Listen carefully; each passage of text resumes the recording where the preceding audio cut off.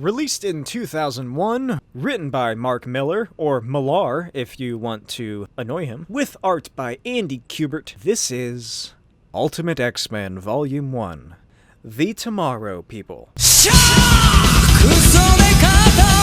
The book begins in a city somewhere. Maybe Los Angeles or San Diego or something. I don't know. There's palm trees. This man, eating an ice pop and walking his dog, looks up to the sky as at least 11 sentinels fly above the city. For anyone unaware, sentinels are these giant killer robots that are designed specifically to hunt down anyone who has the mutant gene. And no, not her, not Jean Grey. No, I meant like Gene, and exterminate them. Sometimes they'll get captured, but that's usually only if they are a main character. The Sentinels, they just start blasting people. I started blasting. Bang! Bang! Well, I don't see so good, so I missed. Then they ran away. I ran after them. Okay. Bang! Try to shoot him in the back. But I don't run so good either. And the man and his dog are launched away after an explosion throws them into the air. A sentinel lands before the crumpled man and then scans him, and the scan comes up as a confirmed mutant. Then the sentinel steps on the man and his dog. Cut to San Diego. A guy in a bar who kind of looks like Greg Capullo chalks his pull cue and makes fun of Hank McCoy for being a mutant. The ruffian gets ready to rack Hank on the back, but Hank performs an acrobatic flip out of the way and kicks the guy in the face with his giant gross feet. The bar owner whips out a shotgun and orders Hank to leave the bar, and, where have I seen this before? Yeah. Get out of my bar, Frank. As Hank leaves, he passes a young woman with red hair and a pixie cut, and she asks if he ever wonders what it would be like to live in a place that doesn't fear or hate him. Then she calls him by name, and Hank asks who she is, and the woman tells her that she's the best thing that's ever happened to him since the size 42 Reebok. Cut to Athens, Texas. Yeah! The woman, in weirdly revealing clothing, walks into a sheriff's office and meets Deputy... Dog? Really? Whatever. The woman... Okay, look, this is Jean Grey. This is what Jean Grey looks like in the Ultimate Universe. Jean carries a Blockbuster video card, a reference which will never fall apart, and makes the deputy see it as a FBI badge, and makes herself appear as a middle-aged federal agent. Then she asks to see the mutant they have arrested. They walk into the cell room, whatever it's called, I can't remember. Anyway, it's Storm. This is Storm. Storm's been locked up. Jean knocks out the deputy and frees her. Cut to New York. Pyotr Rasputin and his Russian colleagues prepare for an arms deal when a helicopter flies out of nowhere and unloads on everybody, killing them all except for Colossus. He just stands there with his clothes ripped from his metal form, and I think he starts crying or something, and then Jean appears. Cut to the Xavier Institute for Gifted Children. Scott Summers introduces himself to the X-Men. Scott! What the fuck are these outfits? Good lord, how much baby powder do these people need to use to get into those things? And why do they all have weird thigh holes in their pants except for Cyclops and Beast? Apparently, these suits are some sort of cloaking device that allows them to remain undetected by Sentinels? Why are they so skimpy? Is Professor X a pervert in this universe too? Probably. I'm pretty sure he confesses his love for Jean, a 19-year-old girl in a later story. Anyway, yeah. And if you're wondering how they keep the secrecy of a mutant school from these construction workers, don't worry. Professor X is just abusing their thoughts and making them fucking, I don't know, slaves, I guess? Cyclops leads the team into the library, which looks nothing like a library and is actually just Cerebro with a giant fireplace on one side. And they meet Professor Charles Xavier. Storm talks shit about their dumb code names and says that she doesn't like them. Professor X says that they have been rebaptized as a post-human being. Professor X uses Cerebro and discovers a 15-year-old runaway mutant named Bobby Drake. Cut to Times Square. The team walks around looking for Bobby, and then Beast spots the boy on a bus. How does Beast do this? Well, he's riding on top of a cab. Way to keep a low profile. Oh, and look at that. The advertisement is for Beauty and the Beast. Ain't that clever? Ain't it clever? Then Sentinels show up. One of them picks up the bus, so Beast leaps through it and swipes Bobby out of the way before the bus is just incinerated with, I'm sure, everyone else on board. Then Storm brings down the power of lightning and strikes the Sentinels. Cyclops is like, holy shit, you just took out 3 Sentinels at once. How did you... Oh, you passed out. Beast leaps around, dodging Sentinel strikes as Colossus and Jean fight some others, and Cyclops tries to get Storm to safety. They fight some more, and the team is about to be vanquished when Bobby Drake uses his ice powers and freezes a Sentinel. Beast holds him up in excitement like a prized fighter and deems him Iceman. And then Bobby's hit in the head with a glass bottle, and a lynch mob forms, and the X-Men flee as a police officer opens fire at them. Cut to the Savage Land. Magneto watches the news footage in his television screen room. Magneto tells him that Charles has finally resurfaced and established a little base in North America. Then he orders Quicksilver to get an assassin to find and kill Charles before he can get any more mutants. And that assassin is Wolverine. Bub. Later, at JFK International, Wolverine disembarks and finds his handler, I guess, and they walk to a car, and then are riddled with bullets and die. Meanwhile, the X-Men haphazardly fly through New York in their Blackbird, and when they return to the mansion, they find Cyclops firing optic blasts at Bobby. What the fuck is going on here? Also, something I never thought about until just right now. Is Bobby Drake naked? Why does he only have a bandana and an armband on? Do his clothes, like, turn to ice as well? Do they fall off of him? Do they fall apart around him? Does he put the bandana and armband on after he turns to ice? Is this 15-year-old boy running around naked? That's what I'm asking here. What is going on at this weird quote-unquote school? What is really being taught here anyway, Xavier? Later, the team heads into Cerebro, and Professor X explains that a mutant has been captured by the military and is in a convoy on its way to Canada. Colossus, the smartest member of this group, asks if Magneto's behind this, and Xavier's like, nah, if Magneto was behind this, he would have leveled half this city. Don't be silly. This is ridiculous. This is some completely unrelated situation to Magneto. Now go and intercept this convoy with minimum force.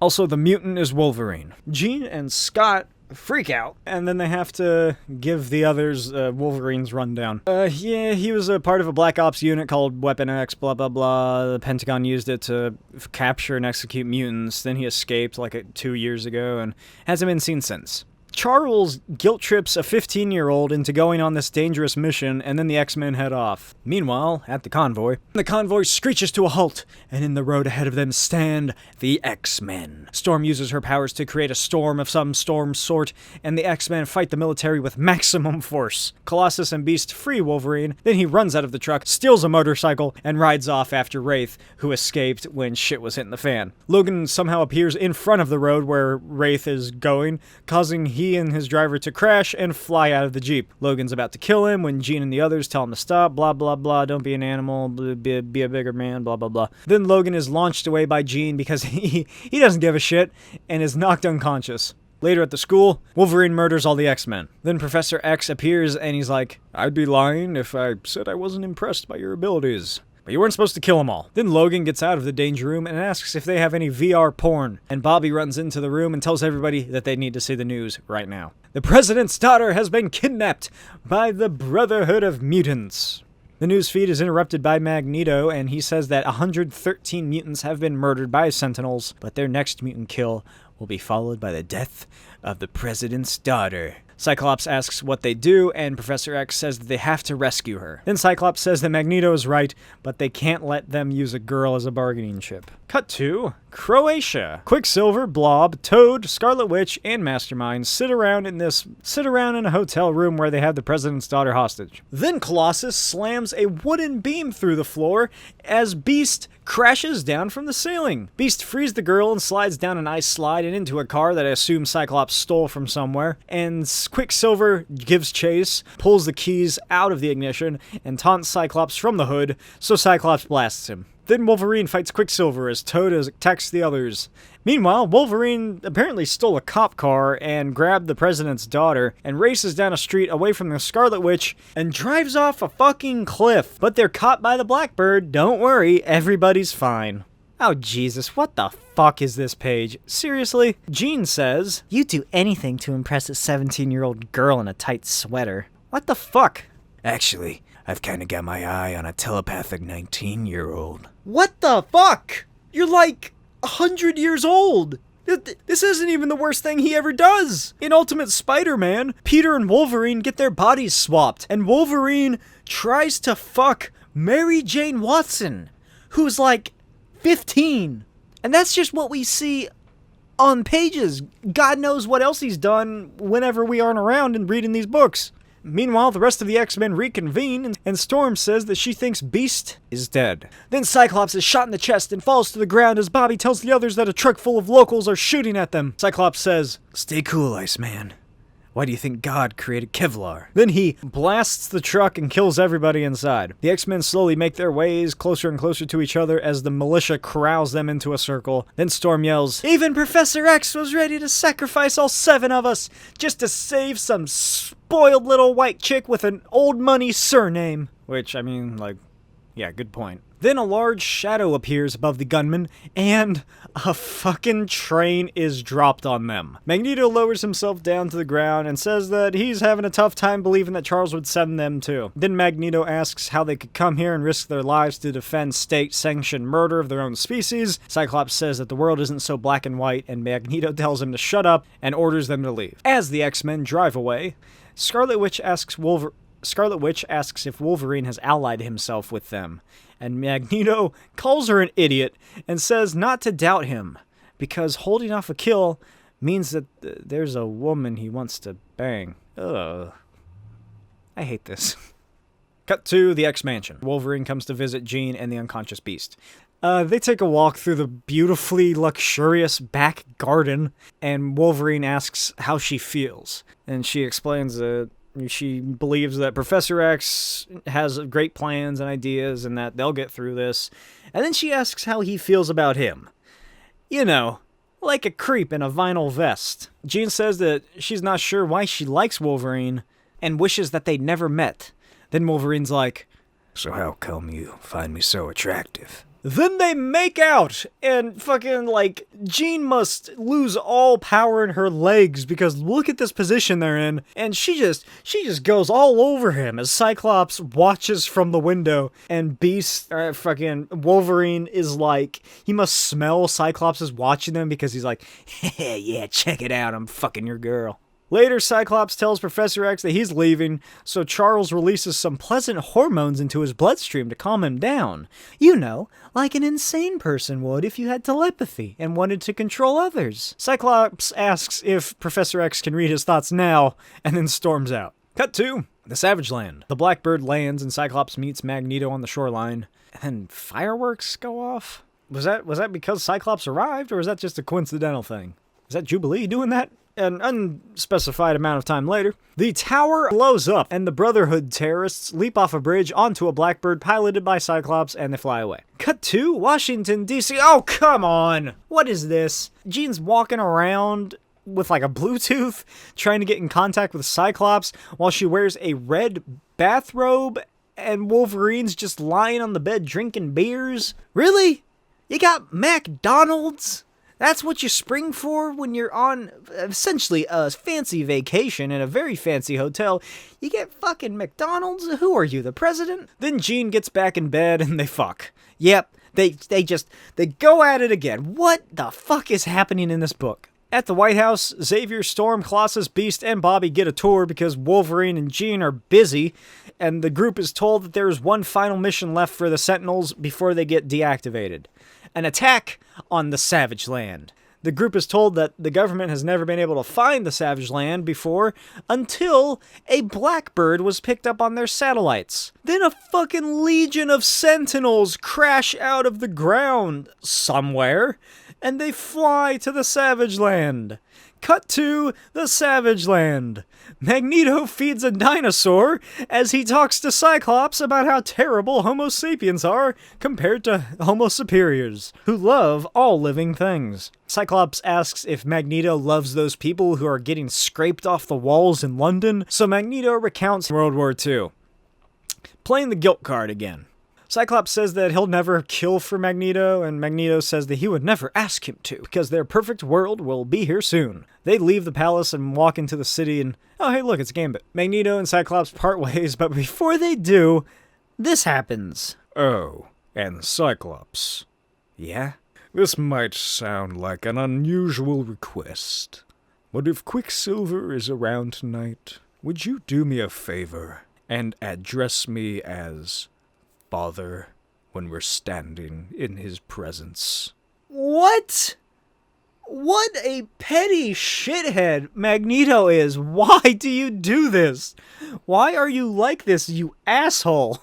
Elsewhere, Scarlet Witch and Quicksilver are sitting alone by a lake. I wonder what they were doing before this. Spoiler alert, incest. Because that's what happens in the Ultimate Universe. Hulk's a rapist, and the fucking Scarlet Witch and Quicksilver are banging each other. I wish incest porn had a more mainstream appeal. Then Sentinels appear in the sky, and they begin wreaking havoc and death and destruction, and they kill this woman and her baby, and then Magneto uses his powers to collect all the Sentinels up and somehow change and reprogram them and change their prime directive to kill anyone who doesn't have a mutant gene. Then Magneto flies away with the Sentinels.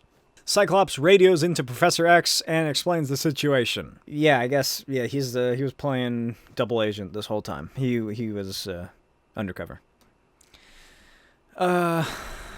Meanwhile, Jean launches Wolverine across the room because Wolverine told her his original goal was to murder Professor X after they had sex for the upteenth time. Wolverine says that, hey, that's not me anymore. That's not me. I turned for you, Jeannie, and I fell for Charles's ideas for a better future. Then Professor X psychically alerts all of America, and maybe the world. Then Professor X psychically alerts all of America about the reprogrammed fleet of Sentinels that are on their way. Cyclops makes his way back to the Blackbird as Quicksilver and Scarlet Witch say he can't do anything now, it's too late. Then Cyclops screams at Quicksilver and tells him to stand up for himself for once in his life. Then the Sentinels start wrecking Washington, D.C. as the X-Men try to fight him off. And at the burning White House, Magneto holds the naked president at his feet and prepares to drop the motorcade car on him, but then it splits in half, and Charles Xavier appears behind Magneto. Then Magneto hits Charles with some car parts and pulls like 15 guns and some cameras on him. Then Wolverine stabs Magneto in the back. Symbolism. Wolverine leaps over him and slashes his chest. Then Wolverine gets a metal pipe through his chest and thrown away, and the White House explodes in a magnetic pulse that apparently overrides the nuclear arsenal of America, I guess. Elsewhere, Quicksilver appears before Marvel Girl and asks what's going on, and she says what I just said, and he races away and steals Magneto's helmet, which allows Charles to enter Magneto's mind. Oh my god, this fucking book. And Magneto retches in pain and screams, "Get out of my head, you stupid cripple!"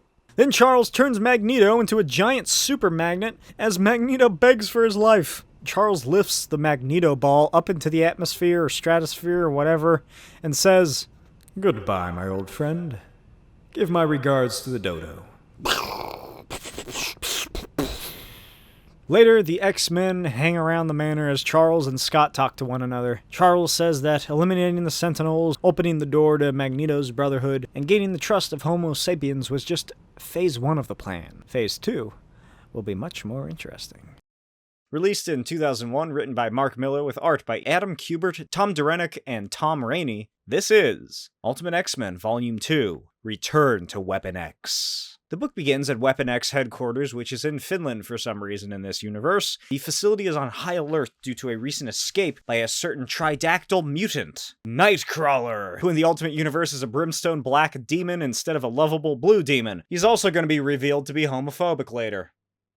Anyway, Nightcrawler guns down these Weapon X soldiers, steals a snowmobile, and is chased to the edge of a snowy cliff. He ramps off for the precipice and explodes into a teleportation bamf. The soldiers continue tracking him, and he is shot by a tranq dart by Colonel John Wraith. who you might recognize as being played by Will.I.Am in the X-Men Origins movie. That was him. Wraith and the soldiers make their way to Nightcrawler, and Wraith kicks him in the jaw and orders his men to take him back to base and burn the soles of his feet. Then make Nightcrawler watch them torture the girl in the cell next to him. Jesus Christ. Wraith then lights a cigar and complains that discipline has been far too relaxed around here. Then he turns and reveals that Weapon X is a part of S.H.I.E.L.D. It's like a Black Ops counterterrorism division made through S.H.I.E.L.D., kind of like what X-Force becomes in the mainstream Marvel universe, but far worse because it's Ultimate Marvel. Essentially what happens is that S.H.I.E.L.D. and Weapon X kidnap mutants, torture them into subservience, and turn them into living weapons for America. God bless. Cut to an abandoned Weapon X facility in Arizona. Wolverine, with the help of Professor Charles Xavier, has been tracking down Weapon X for the past few months. Xavier wonders if the president was true to his word on shutting down state-funded mutant Gitmos, and Wolverine looks at a wall marred with dried blood and graffiti and says there ain't a chance. Sounds a bit familiar, right? Almost like we've seen this exact scenario play out in some sort of feature film. Cut to Tokyo. Cyclops, Storm, and Colossus are interviewed on a talk show. Colossus explains that they're here in Japan to highlight the plight of genetic prisoners in China and South Korea.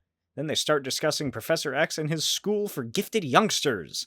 And Colossus goes into the fact that mutants are just humans with an activated X-Factor gene. After the show, the trio leave and are met by a giant crowd of fans. As they sign autographs, Nightcrawler and another make their way through the crowd. Gee whiz, I wonder who this is, taking off their glove. Colossus is touched by a feminine hand, and then Cyclops beams them up into the Blackbird, and they take off. Sometime later, Cyclops and Wolverine break into a Russian mobster's safe house, and doesn't this prostitute look like a Frank Miller drawing? This is totally a Frank Miller swipe, right? Just look at it. The pose and the super arched back, the hard lines, the overall shape just screams Frank Miller. The example I can think of, and really the only one I found, is from Holy Terror, but I guarantee Miller has done this in other books too. Anyway, Wolverine and Cyclops are here to tell this Russian mobster to leave Peter Rasputin alone. Wolverine lights his cigar and slices the boss's gun in pieces and suggests that they renegotiate Peter's contract with the Russian mob. Later, Wolverine and Cyclops sit in traffic, and Wolverine is wearing an American flag bandana, which I can only assume he stole from that Russian guy, and Cyclops says that Professor X isn't going to be happy about them using their powers to push around ordinary people. Wolverine tells him he doesn't give a shit. All they did was cut a loose end that would have otherwise been a problem for him. Cyclops asks why Logan is moving on again, and Logan goes into telling Scott that he doesn't like that the X-Men don't understandably trust him, and he doesn't want to get attached to Professor X's school and dreams of mutant-human peace. Elsewhere in New York, Storm and Hank go on a picnic date, and later Bobby Drake returns from his brief vacation with his family, and Xavier telepathically radios into Jean that he returned with a problem. Turns out Bobby found himself a girlfriend when he was gone, and, well, he just about told her everything about the X-Men. So you can only imagine what Xavier's gonna do. He suggests erasing the entire conversation from both the kids' minds, but is worried about the ethics. Wow, I did not see that coming. I figured he'd just do it. If I could snap, I would. Maybe I'll add a sound effect. Wow, I did not see that coming. I figured he'd just do it. If I could snap, I would. Maybe I'll add a sound effect. Snap. Jean sternly says that Bobby knew what he was doing, and that they need to protect themselves. So Charles wipes Bobby's mind and the girls. Okay, but, why even bother asking? This is clearly a situation where he knew how Jean would answer. So, did he just want to justify it by having someone else agree with him? Did he want the, a scapegoat of Jean in case Bobby found out or something? Well, Jean told me to do it. Later that night, Bobby and Colossus hit the gym as the others eat some dinner, unaware of the soldiers making their way around the school. Then the power goes out, and the mansion is assaulted. Definitely feel like I've seen this in a feature film somewhere. I'm starting to think movie studios have always just stolen from comic books. That's crazy talk. I'm sure it's just a coincidence that this came out about 3 years before X2, X-Men United. In upstate New York, the ultimate version of Juggernaut looks like this, and he has captured Beast? Sabretooth walks into the house as Storm slowly lifts herself up and prepares to bash her head in when Beast attacks him. Oh, okay, so I guess this other black-haired giant man was Colossus, who left the manor to go to a gas station at that same place that Beast and Storm were at, but we didn't see that happen. And there's that billboard of Spider-Man, the Got Milk Spider-Man billboard ad, signifying it's around the same area. Huh. Moving on, Cyclops has had the chance to get up and unleashes his laser beam vision, but so Nightcrawler appears and swipes his visor, and then bashes his head with a frying pan. Wraith demands a sitrep on Wolverine, but Sabretooth says Wolverine is not here, and he hasn't been for quite a while. Iceman then makes his presence known, having frozen Sabretooth and all the other soldiers, but then Rogue steals Jean's powers and mind whammies Bobby, who is promptly tranquilized. They remove the mutants from the manor and promptly light it ablaze. Oh, hey, look, the mansion's destroyed. Just like in the movie. Wraith then notices that his men have drawn a little circle with an 8 inside of it on Xavier's head and says, I just wish you were awake to see all your hopes and dreams go in smoke like this, Charlie boy. All that fancy talk about human-mutant integration, how you've got the president on your side. There's a war going on out there, and your boys and girls just joined the competition. Cut to Delhi. Colonel Nick Fury floats down to the ground via his pair of shoes and makes his way to a temple. One thing I do like about, I guess, this issue of Ultimate X-Men is that it depicts Nick Fury using all these crazy gadgets and stuff. It's really neat to see. And I'm really surprised that Marvel never made an Ultimate Nick Fury series, or at least a mini-series or something. The only thing he got that's really close to that is probably Ultimate Origins, which fucking sucks. Anyway, Fury makes his way to the temple and tells the temple master that he's here looking for an illegal genetics operation that's in violation of the Superhuman Test Ban Treaty. Then all the monks stand up, armed with bullpup assault rifles, and Fury touches his sunglasses and vaporizes everyone in the room. He makes his way down a secret stairway and into a high-tech facility, gets cornered when some scientists come towards him, so he activates his intangible waistcoat to phase through a wall and ends up in a room full of armed guards. They open fire and Fury goes invisible before quickly gunning them all down. Finally, he spits some explosive chewing gum at a large vault door and discovers something inside. A blinding light. He orders a dozen agents armed to the teeth down here immediately and says they have to torch the place before being cut off. At the Weapon X facility, General Thaddeus Thunderbolt Ross speaks to Wraith about Fury discovering the base, being neutralized, and subsequently kidnapped. Ross tells Wraith they need Fury back ASAP, and they want the man who's behind the Indian mutant genome working for S.H.I.E.L.D. by midnight. Wraith smiles and says that they have some great new recruits to send on the job. And Ross freaks out that Wraith has kidnapped the fucking X-Men, aka the people who saved and are on first-name terms with the president. Wraith says Xavier was the only one with the line to the president, and they already shot him. Sweet Lord, this just gets worse and worse. I can't create a S.H.I.E.L.D. response unit from a 14-year-old teleporter, a human juggernaut, a Marilyn Manson fan who can kill you if she touches you, and a poor man's Wolverine. What? I'm sorry, Sabretooth, but it's true.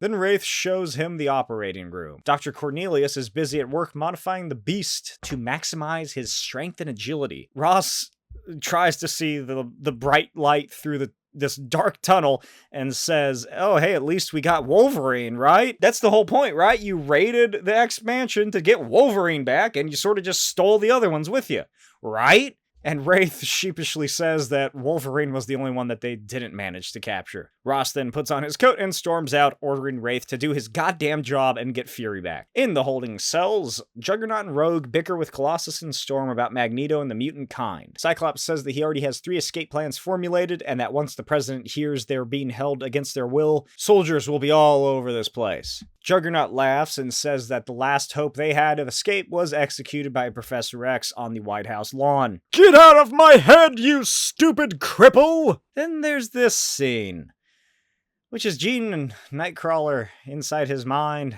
and specifically one of his happy memories from childhood, and he's blue for some reason, and Jean's trying to communicate with him because he doesn't speak English, he only speaks German, And they make a joke about Nightcrawler picturing her in her underwear. Ha ha ha. Are they just gonna fucking make that joke every goddamn time she shows up? They already did it in Spider-Man. And they did it in the first volume, too. Back at Weapon X, Cornelius asks Wraith why he told Ross that Xavier is dead. Wraith says that Weapon X is getting shut down by the pansies in Washington, and Ross has had his mind all turned around. But Xavier is a wild card in case the game turns against them. Then he picks up the Cerebro helmet and suggests using Xavier's mutant location equipment to track down the Brotherhood, specifically Wolverine. It's just like I'm getting deja vu or something. Elsewhere, Wolverine walks through a blizzard. Sometime later, Team A emerges at a secret genetic base in India. Nightcrawler teleports inside and screws up the security system to open the main doors. Then Cyclops blasts the guards and the team begins their mission. Elsewhere in the country, Nick Fury awakens aboard a train and is interrogated by a military leader. Outside and above, Team B arrive. Iceman takes down the gunships guarding the train as Colossus prepares head-on on the tracks. And yeah, it's exactly what you'd expect to happen in this cool splash page. I dig the motion of the train being utterly destroyed, but I'm not really a fan of the, pose on Colossus. It's very static and stiff, which I guess is kind of the point to show, hey, yeah, he barely did anything and this is the outcome. As the train passengers wallow in pain, Beast flies through and snatches up Nick Fury. And meanwhile, at the genetic base, Cyclops and Nightcrawler discover what they came here to destroy. An organism built from 57 different varieties of mutant genes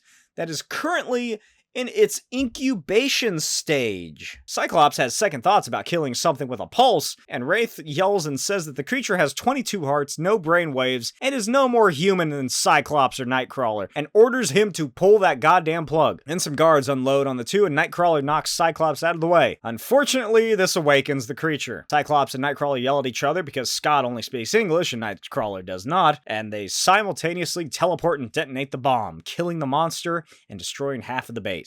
Elsewhere, Storm and Jean attempt to entice the lead scientist into coming with them peacefully and work for S.H.I.E.L.D., but Wraith radios in to inform them that the plan has changed. You see, the Doc's resume isn't quite what they're looking for anymore, and he orders Jean to kill him. Jean says that she won't kill, and Wraith explains that they have something to give her that little push in the right direction. Nightcrawler and Cyclops appear, and Scott immediately topples over in pain. I think I forgot to mention it earlier, Weapon X have, Suicide Squad bombs in their brains. Wraith tells Marvel Girl that she has 15 seconds to make her choice. The boy she flirts with, or a stranger willing to kill children. And that's what we call irony. Scott cries out for her to not listen to him as the scientist begs for his life. Then she pops the man's brain and it spills out all over the floor, and Jean begins to cry. Sometime later, the Weapon X team are returned to their cells. Jean and Scott embrace, and Bobby wonders to Peter if they're going to die here. And Peter tries to comfort him by saying, Imagine you are the most dangerous mutant in the world. You're captured by a group of people who torture and abuse you until your body doesn't feel pain. Their doctors turn you into a walking switchblade, and every memory in your head is incinerated to free up battle plans and murder techniques. Imagine, after years of being treated like an animal, you find people who treat you like a human being. You're happy for the first time in your life. And when you least expect it, those people who turned you into a monster kidnap your new friends. And you know what they're having to go through. I mean this, Bobby. Do you think there is a remote chance Wolverine isn't hunting us down to tear this place apart brick by brick? Remind me to never get dressed up and hit Vegas with you, Colossus. 'Cause we captured Wolverine 6 hours ago. Believe it or not, we found him frozen in a snowdrift and hit him with enough napalm to hold off the Viet Cong. Be honest, how stupid are you feeling right now? Elsewhere in the base, Wraith and Cornelius make their way to the new operation they're beginning. Wraith is sure that Weapon X is back on the rails, but Cornelius isn't so positive. Anyway, they enter the chamber to find a world-class expert in changing people's minds. Charles Xavier, who is hooked up with hundreds of cables and wearing X-briefs? Where did he get those? Are those Weapon X themed or X-Men themed? Flashback time, 11 years prior in Kuwait. Nick Fury and his troop are surrounded by Iraqi soldiers and he radios in for ground and air cover. His commanding officer, Colonel Wraith, says no dice, but then Fury tells them that the adamantium cage got shelled and it's loose. Then the Humvee Fury was taking cover behind is blown up. The Iraqis make their way down and start stripping the convoy of anything they can use. A group investigate the strange cage, unaware of the silhouette emerging behind them in the smoke and fire. Wolverine brutalizes all of the soldiers and then stops and begins sniffing wildly. Then he makes his way to Nick Fury, who had been trying to hold his breath, and Fury tells the Beast that he's not afraid of dying. He just asks that Wolverine kill him below the neck, so his mother can have an easier time identifying the body. What with one of his eyes now missing, and later that night, Wraith is alerted that his men have finally found Wolverine. He's slowly walking towards their base, with Fury on his shoulders. Wolverine collapses into the dirt and Wraith races out and pops a few rounds into him before a medical team arrives to bandage Fury's eye wound and loads him to the infirmary. One night ago, Nick Fury returned to his New York apartment and listens to his voicemail. His AI assistant plays the first message, a voice Fury hasn't heard in years. And back in Finland, Jean speaks to Wolverine. She tells him that after being here for 6 weeks, she understands why he is the way he is. Oh my god, I don't care. I do not care.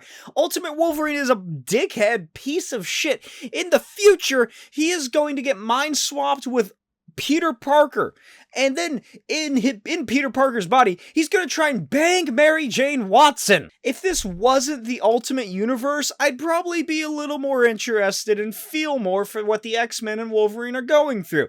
But it's not. It's the Ultimate X-Men, and they're all pretty much terrible, hypocritical, selfish pieces of shit. Anyway, Wraith has a video call with General Ross and a bunch of other military leaders, in which he reveals that Charles Xavier is still alive and has been hooked directly into a new Cerebro system that can now enhance his powers by 1,000 times over. Ross demands to know what Wraith is planning, and Wraith tells him that he's taking control of S.H.I.E.L.D. and making sure the world is safe from the threat of mutants. Then he detonates a bomb in the General's conference room, killing them all. I guess they snuck the bomb in. I doubt that Xavier was the one that do it. Did he blow him up via the power of thought?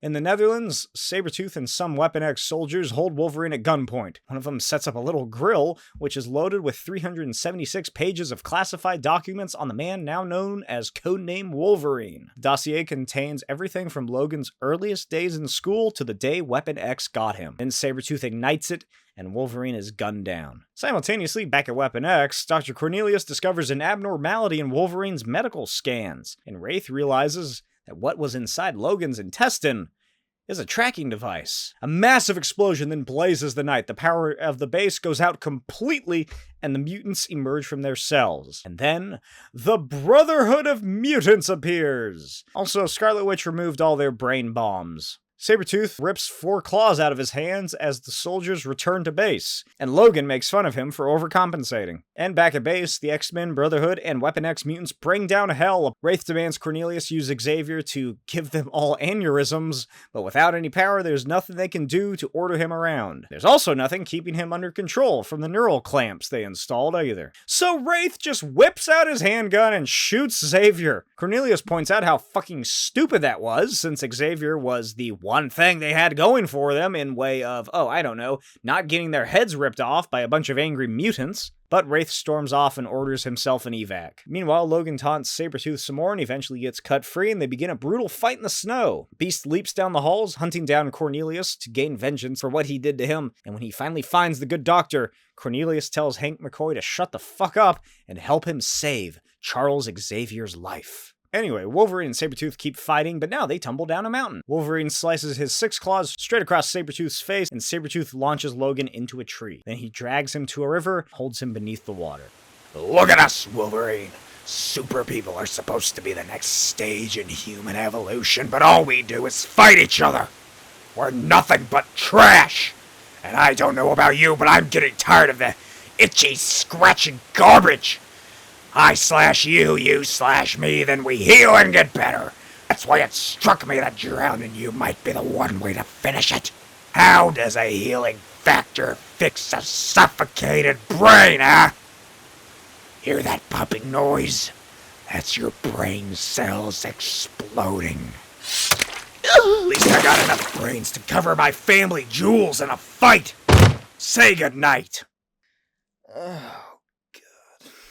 Back at the base, the mutants continue wreaking havoc, and Blob holds on to the helicopter that Wraith was trying to escape in. And you may notice that the art looks a little different here. No, this is not a new issue. It's just the fact that this book has 2 artists and 3 different inkers for some reason. Colossus prepares to bring down the load-bearing pillars of the Weapon X facility, but finds that he can't do it for some reason. And Jean emerges, revealing that she won't let him or any of the others kill all the people inside. And Wraith is like, Forget those idiots in the canteen, Marvel Girl. This psychopath says he's gonna eat me. which is true. The Blob is a fucking cannibal.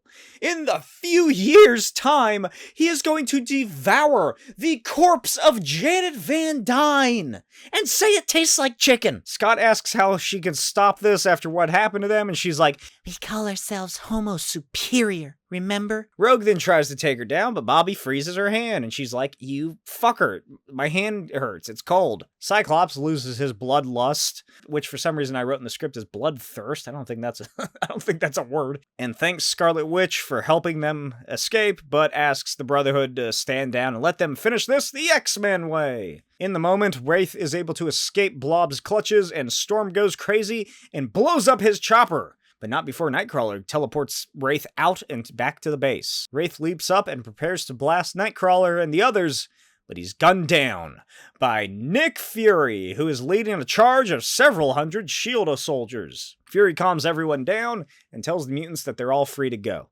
Scarlet Witch asks why, and then Logan appears and thanks Nick for saving the kids the same way Nick saved him. Sometime later, Professor X is recuperating and tells Jean that he's proud of what she did.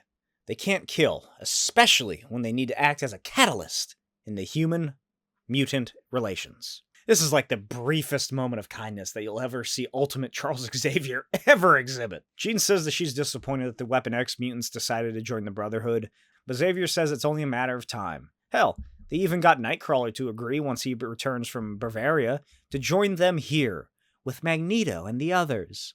And Jean freaks out because Xavier killed Magneto. And Xavier, as he slowly falls asleep under all the medication he's on, tells her that he never said he killed Magneto. And then he falls asleep as Jean tries to wake him back up.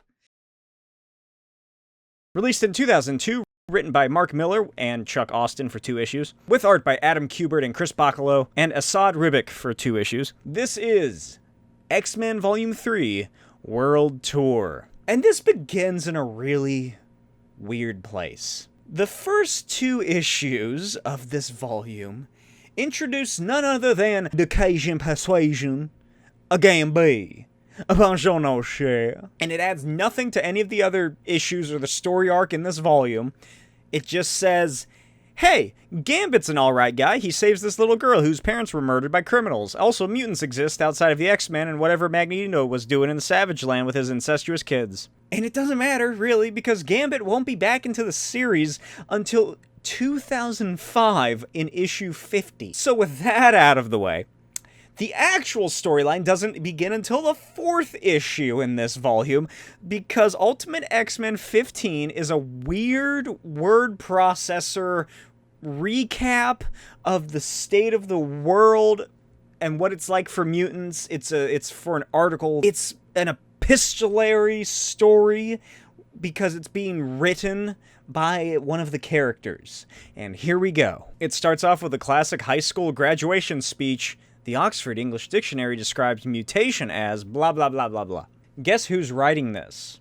The answer may surprise you. We see the X-Men living their lives at the mansion. They play baseball because, hey, that's something that people love in the mainstream universe, and it's an X-Men classic. I really hope that the first post-Krakoa X-Men story opens up with the group playing baseball. Jean Grey, aka Marvel Girl, has also been using her psychic powers to assist mental institutions as well as the police in finding missing persons. The school itself is also growing larger as Storm, Cyclops, and others work on better controlling their powers and gaining a proper education. And Beast, well, Beast continues his passion for research into an alternative to expensive pharmaceuticals, and also starts chatting with a girl online. And Wolverine and Colossus have also struck up a friendship. But in the world outside of the mansion and the school, mutant culture scares the values of humanity. Spike Lee is also making a Magneto biopic. Bolivar Trask goes on television to expand upon his theory that mutants are inherently cruel due to their evolution, and the Brotherhood of Mutants has reemerged and recently bombed the Japanese financial district. And eventually, sometime in the fall or winter, I think, Xavier goes to the park with Colossus, and it's there that he reveals to Peter that Magneto is still alive, living out his life with no memory of who he truly is or what he's done. Magneto now thinks that he's just regular Eric Lenscher, a teacher from the Bronx. Also, Cyclops and Toad are still friends. Because in the first volume, Cyclops goes undercover with Magneto's group, and I guess these two just struck up a friendship, and now they still chat on the phone, but I feel like that shouldn't be happening. Xavier shouldn't let them do that because, Toad is part of a terrorist group. Also, it's revealed that the girl that Beast was talking to is actually the Blob, catfishing him. And now, in present day, Xavier sits on the back patio watching the sunset as Bobby Drake arrives to inform him that the magazine that Xavier wrote the article for claimed it was too pro-mutant and did not run it. And sometime later, a ship is found off the coast of Scotland by some police or whatever, and inside they find a plethora of mangled bodies, and the captain orders that Dr. McTaggart be alerted that the crew is dead, and her son is nowhere to be found. But then they discover a survivor. The captain orders everyone to move back and cover their eyes, and the captain pleads with David McTaggart to come with them, because he can't survive 24 hours away from his mother's hospital. And then the man's eyes glow green as the captain realizes what's being done to him. The captain then guns down all of his men, blasting one over the side. Then he takes a running start and jumps to shore and makes his way inland. Cut to jolly old London, innit? 2 days earlier, Jean and Aurora rollerblade through the streets as they're in London to promote Charles Xavier's new book. He's going on an international tour, hence the title, X-Men World Tour. Anyway, Jean notices a woman carrying a loaded gun in a brown paper bag. And later that night, in Soho, the X-Men hang out in a club as Bobby talks to his parents over the phone. Wait a minute! That newspaper title says Captain America Alive? Meaning that these first 3 volumes, at least, of Ultimate X-Men take place before the Ultimates. Oh man, I gotta go rearrange my chronological playlist. Anyway, Wolverine takes the phone and tries to talk to the parents, who are freaking out that Bobby's overseas, and then they chastise Wolverine, and he hangs up. Then Wolverine tells him to keep the phone away because they're on a drug bust, and Wolverine wants to upstage Cyclops. Elsewhere, Beast and Cyclops walk through the rain as they're trailed by a gang of ruffians. And 2 days later at the Ritz, Xavier calls their deadline to an end, and they take a look at how their superheroics have been reported by the press. Jean and Storm took down an IRA cell, Wolverine, Colossus, and Iceman busted an international drug ring, and Beast and Cyclops stopped some muggers, which wasn't reported on, but Beast completed the Times crossword in record time. Storm makes fun of them, but Xavier says that Beast and Cyclops actually passed their assignment. Their goal with this exercise was to save lives, and Beast and Cyclops did just that by finding a peaceful way to help the gang members, even checking 2 of them into a rehab clinic. I did not form this school to train an army of thugs, Iceman. How can I tour the world asking for change when my students are clinging to the politics of the ape man? I don't like prisons. I don't like capital punishment. I don't like mutants dropping car-sized hailstones on unsuspecting Irishmen. Those who we interact with are all part of a species we're trying very hard to ingratiate ourselves with. Gaining the trust of Homo sapiens is integral to our agenda, my X-Men. Phase 3 was designed to promote pacifist alternatives to traditional human problems. Don't give them any more excuses to hate us. Later, after Xavier gives a presentation which is met by a massive mob of anti-mutant humans and a Molotov is set off, the X-Men head to their hotel.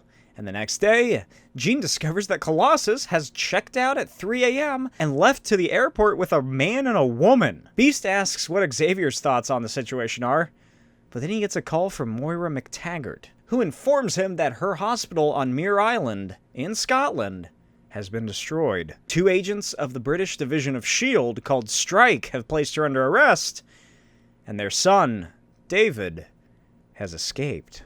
Sometime later at Muir Island, the X-Men arrive and are greeted by Dr. McTaggart. Well, all of the X-Men except for Cyclops and Marvel Girl, who are tracking down Colossus in Russia. Moira then shit-talks Xavier for not even being able to complain about her losing their son, because he's currently in a trance-like state whilst he conducts an astral form search for David. Meaning that if he ever wants to just get out of a conversation or pretend like he doesn't know somebody's there so he doesn't have to talk to him, he can just have one of the X-Men say that he is in a trance astral projection form while Xavier just sort of sits there.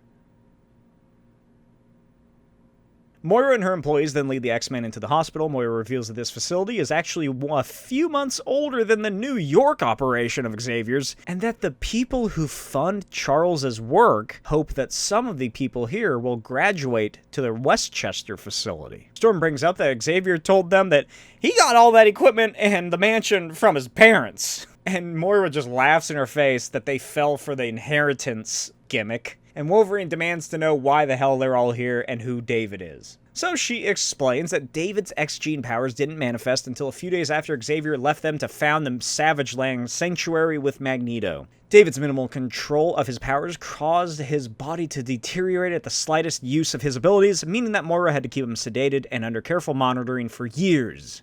But last night, he began convulsing and transferred his consciousness into a doctor's body. Moira doubts that it was a coincidence that all this happened at the same time of Xavier returning to Britain.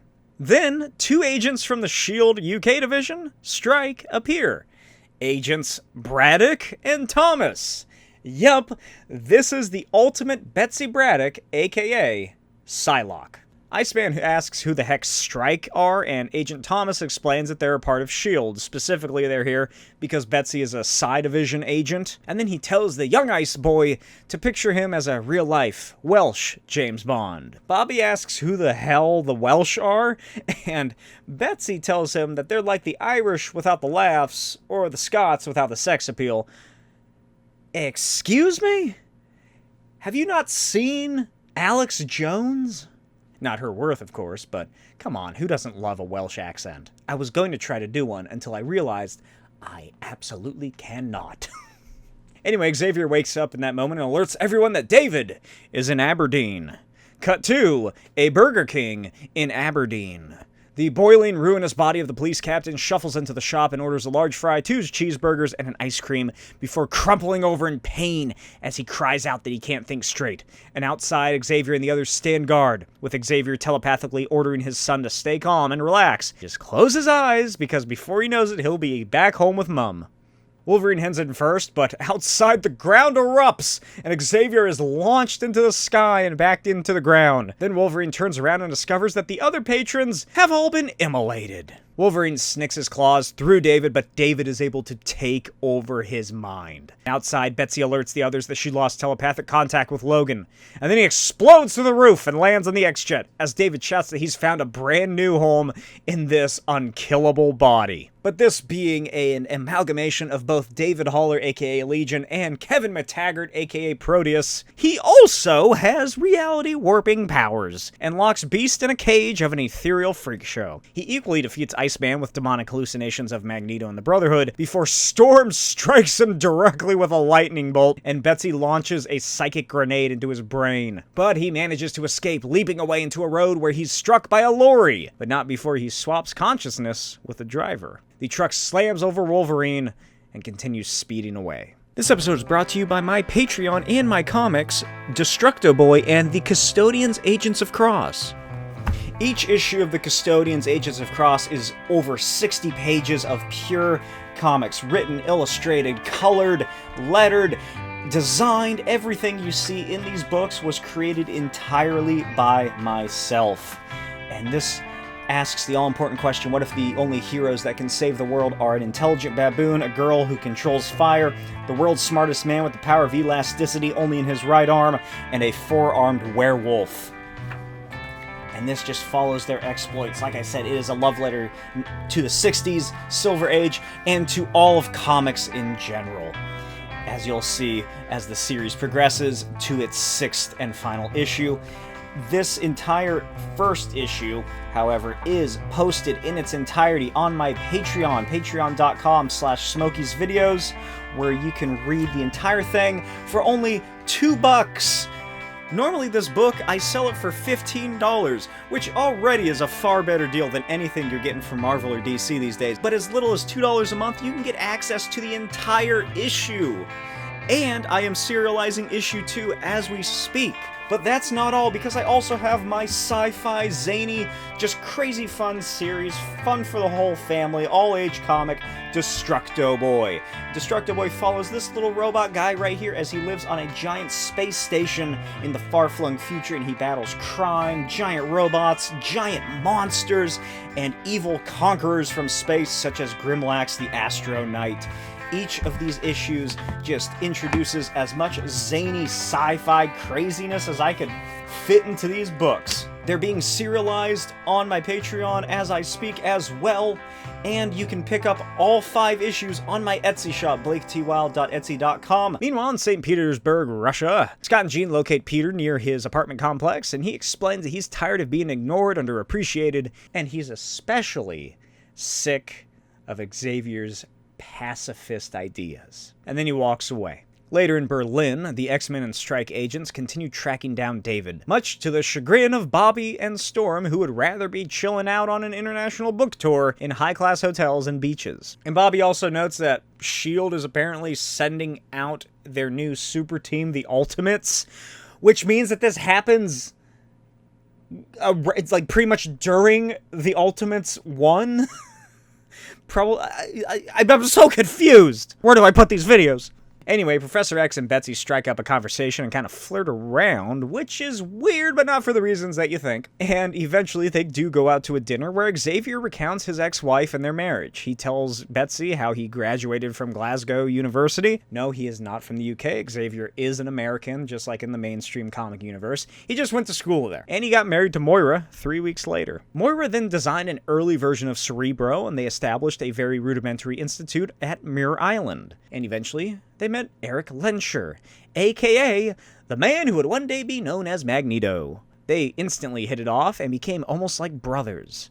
Xavier notes that there wasn't really one catalyst that caused him to leave his family. It's kind of just a slow and steady process of sadness. When he did leave, however, he thought he was doing his family good, and that they wouldn't really miss him. And that's when he and Eric founded their small island in the southern hemisphere, the Savage Land Sanctuary, which is not its official name, that's just what I call it. And that's where things fell apart. Magneto left Xavier crippled, investors approached Xavier to fund his school in New York, and the rest is history, aka volumes 1 and 2. Betsy asks if Xavier feels responsible for David, that perhaps his leaving is what caused David's powers to begin, and Xavier says, Not really. They were going to happen anyway, of course. What I do feel guilty about was not being there to guide him at an age when I think he needed me most. I had no shortage of love for my son, you know. Like an owner's love for a pet sometimes, but love nonetheless. So close! We were so close to not having to put this video in my Professor X is a terrible person playlist.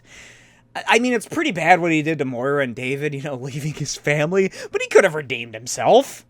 He's not gonna, but he could have. Also, I'm not going to cover it just for the sake of the length of this video, but the whole Colossus storyline revolves around Jean and Scott trying to convince him to help save a sunken submarine. Colossus refuses until one night he's with his family and the news flips on and they're discussing the event and how time is running out for the members. And Colossus has a change of heart when his younger siblings sort of look up to him and ask him if he's going to save the day. And he goes and lifts the submarine from the ocean floor. Anyway, still in Berlin, the X-Men and Betsy search for David. The X-Men drive around in the middle of the night to pick up Colossus, Jean, and Scott from the airport, and Storm wonders if Xavier ever messes with their minds. He has! And he does! He's a terrible person!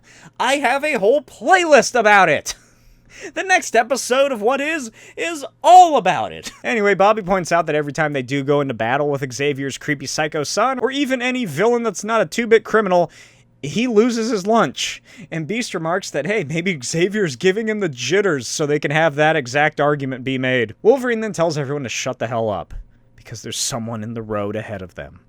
Betsy Braddock, currently under the control of David McTaggart, carrying his mother, father, and a dog. David then calls them all idiots and pulls a Sam Reich. I've been here the whole time! And then David shifts into this weird knockoff Pinhead from Hellraiser look. What is this? Why does this look so familiar?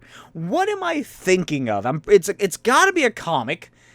I can't remember. He almost looks like Trencher or one of those characters, but this just looks like something that I can't think of. So let me know if you have any ideas in the comments. Wolverine orders everyone to get the hell out of the car and tries to slam the car into David, but David launches it into a pub and then laughs maniacally. Beast leaps into action and David throws him through a window and into a room where 3 attractive young women, a teacher, and the 2 hottest girls that he knew in high school are waiting for him. David says that he can give Beast a reality where all of this X-Men stuff never happened. A place where he can be happy and normal and get with any girl he wants. All he has to do is help him kill the others. Beast refuses, and David then pummels him to a pulp as Storm erupts her powers at him, and Iceman forms into a massive frozen monster of himself, only to be slammed through by 2 vehicles. Then Cyclops and Jean arrive, and Cyclops blasts David into a cinder, but it doesn't last, and David begins tearing them apart. Then he teleports himself and Xavier and the dog around the world to the various stops on Xavier's book tour,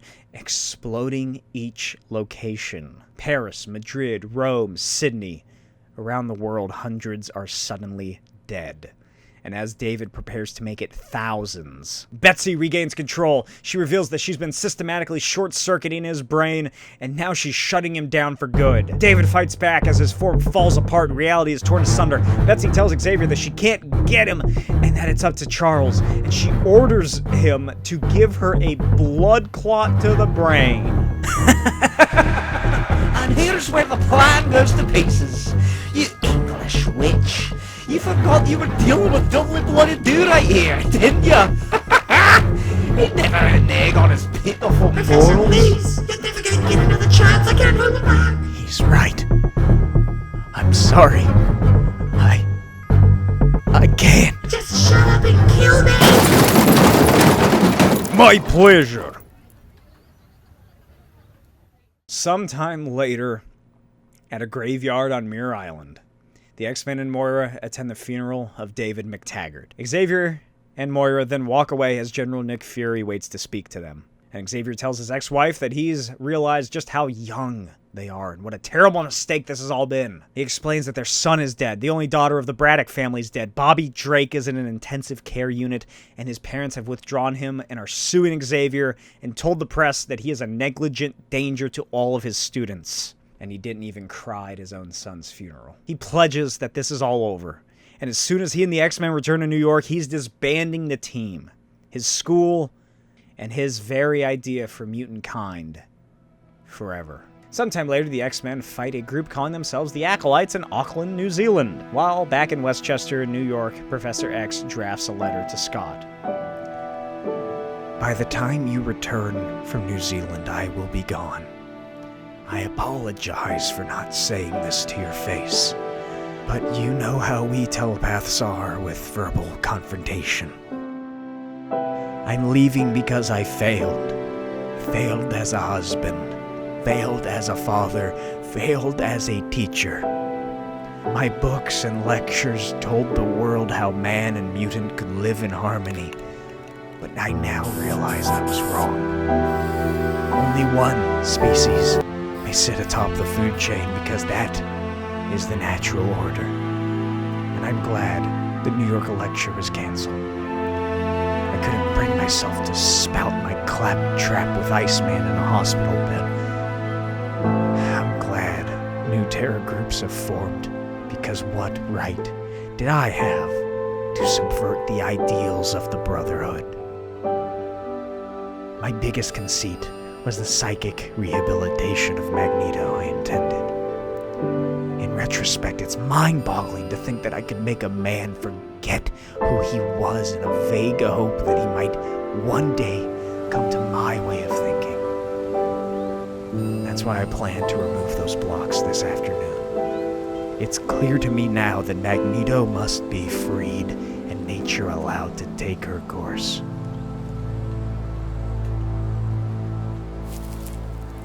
Excuse me? You're Charles Xavier, aren't you? I'm sorry, why do you say that? Oh, come on. You're in every newspaper and magazine in the world, and no offense, but you're kind of a unique-looking guy. I've actually seen you around here a lot lately. Do you happen to know one of the kids in my class? I just come down to the park to clear away the cobwebs. I just find it reassuring to know I'm not the only teacher in the world struggling to deal with disadvantaged youngsters. You know, I never thought about it. But I suppose we really do have the same job. Of course, my kids don't save the world or anything. Hey, listen. My name's Eric Lensher. I actually teach 4th grade at the Institute of Special Education in the Bronx. So what are you doing here? Really? I thought the X-Men were in New Zealand fighting some faction of the Brotherhood of Mutants. Yes, the students are, but it's their last mission under my jurisdiction. As of midnight, I am closing the school. Are you serious? Unfortunately. What about the whole pacifist mission you were telling people about in your book? Why turn your back on it now? You're the man who claims to read the magazines and newspapers, Mr. Lensher. I'm sure you're aware of what happened. What my son committed.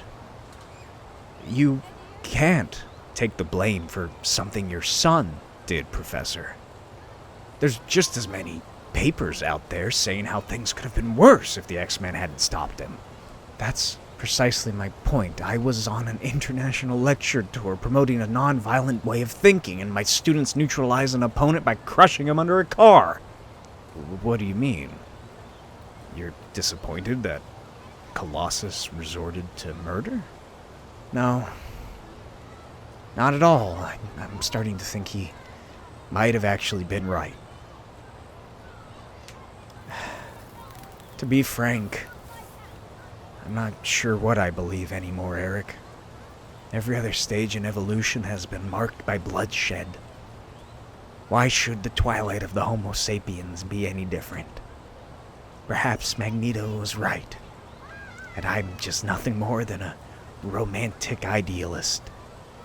My girlfriend actually read a thing online about Magneto and his tactics and how it was actually much more closer to a traditional human mindset. You know, smashing your opponents into submission is a pretty imperialistic idea for someone who claims to be the harbinger of a new golden dawn. And even the Brotherhood of Mutants are following your lead these days, getting what they want through compromise and negotiation. Wouldn't your quitting now just set everything back? I think you're rather overestimating my importance, Mr. Lensher. Look at me. Do I really strike you as the savior of the 21st century? I might go around talking about psychic rehabilitation and post-human economics, but I'm really just an emotional vacuum. David's death proved what an unfit father I was. How could I be trusted to shape the minds of the next generation when I couldn't even raise my own child properly? I'm a fraud. Anyone who thinks that my ideas have any merit need their head examined. Well, to be frank myself, I kind of take that as an insult, Professor. What are those? They're tickets to your lecture they canceled. I'm hanging on to them just in case they change their minds. You bought those tickets. You bought those of your own free will. At $49 a pop, it's quite hard to believe, I know. Professor, are you okay? Thank you, Eric. Thank you so very much.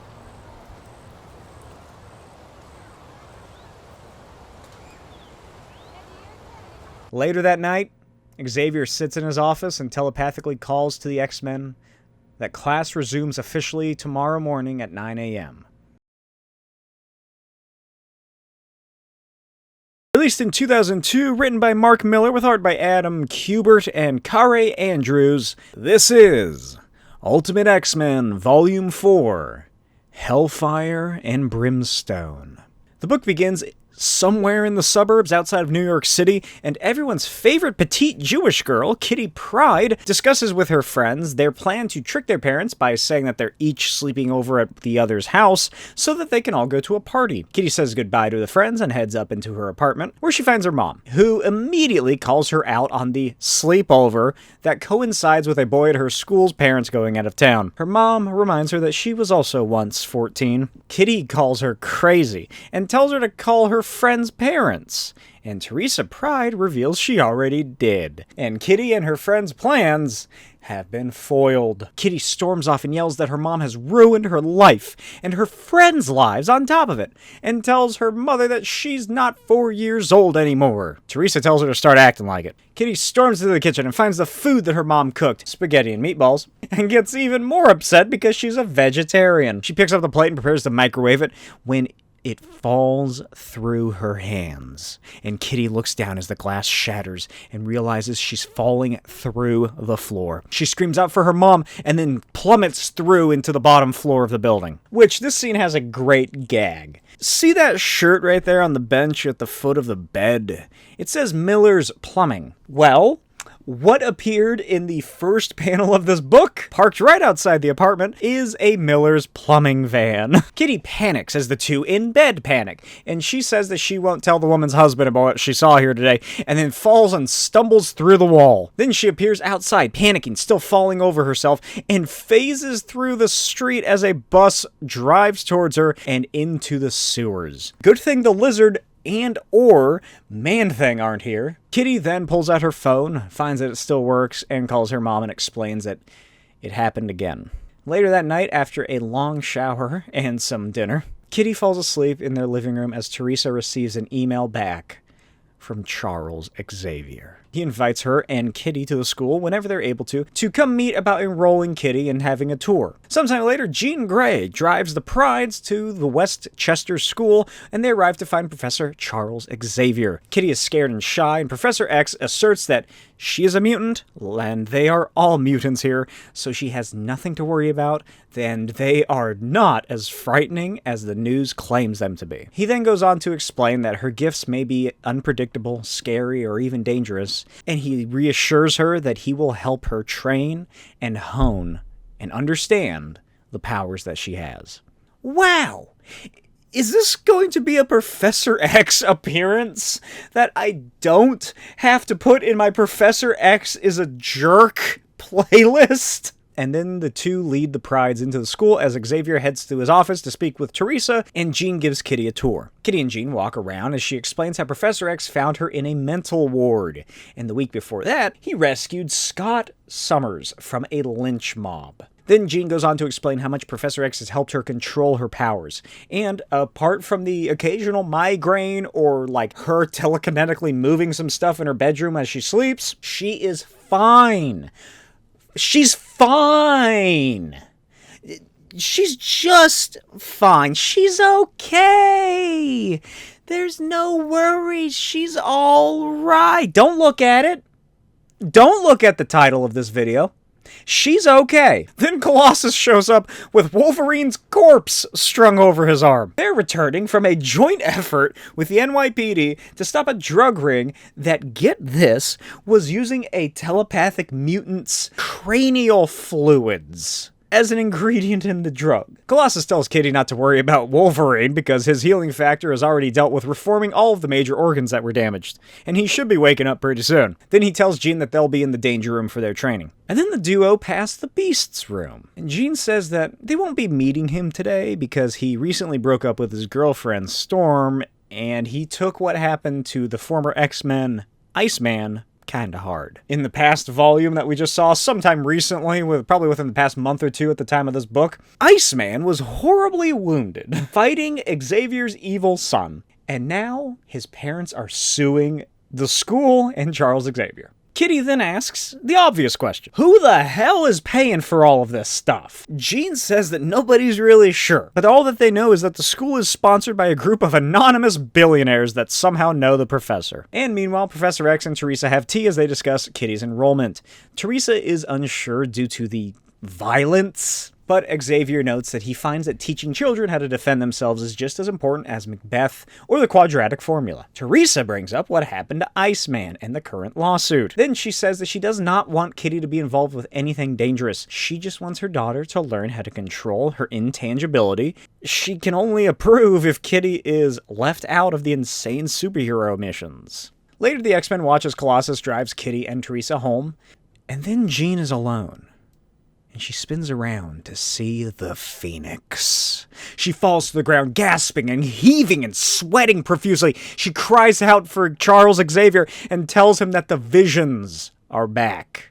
A month later, in Pakistan, these horrible freaks called the Animal Evolutionaries, who are either mutants who have very animalistic mutations, or are animals who mutated. Kind of like the original idea for Wolverine, where they wanted him to be an actual Wolverine that turned into a man because it was a mutant. I don't know what the deal is with these goddamn things, because there's like no information about them online. It's very rarely brought up. The gorilla one seems to be an actual gorilla that turned into a man, kind of. It doesn't matter. They're gonna die.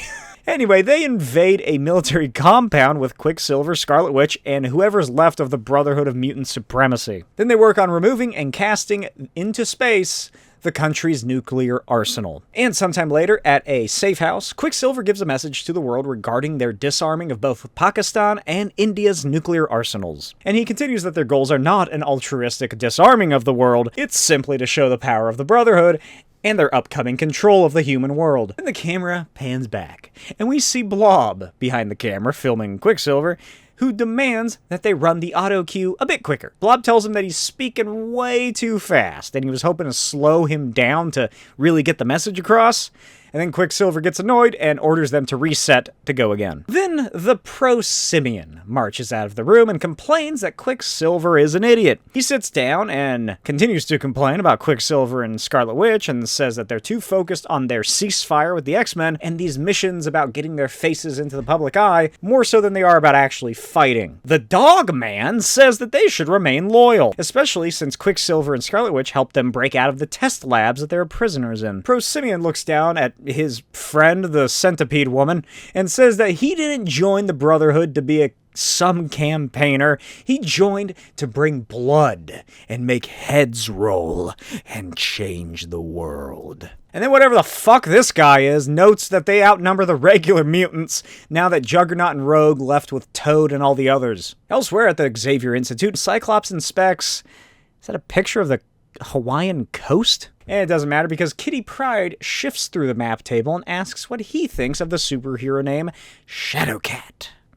Scott tells her that she should be studying for her physics paper, and she says that it bored her too much and she wanted to see what he was up to. And I don't know if it's just me reading this, but I kind of get the vibe that she kind of has a crush on Scott. It makes sense, you know, she's about the right age for hormones to be running amok, and like, he's a handsome jack dude who's, I don't even know how much older he is than her. Probably 4 to 6 years, I'd imagine. But like, this sort of comes across like her trying to just be around him constantly. And this is probably something that Scott has had to deal with for the past month. Anyway, he explains that he and Colossus are going to be going on a mission to Savage Land in the morning. And he's just trying to refamiliarize himself with the topography. And also we now learn a bit of exposition about the Savage Land in the Ultimate Universe. I don't know if it's brought up before, but it's not in the Antarctic in this universe. It's like a South Asian island or something like that. I don't know where it is, but it's not the South Pole. It isn't just a regular kind of island that's far away from everything else. And at some point, it's revealed that Wanda's the reason dinosaurs are there.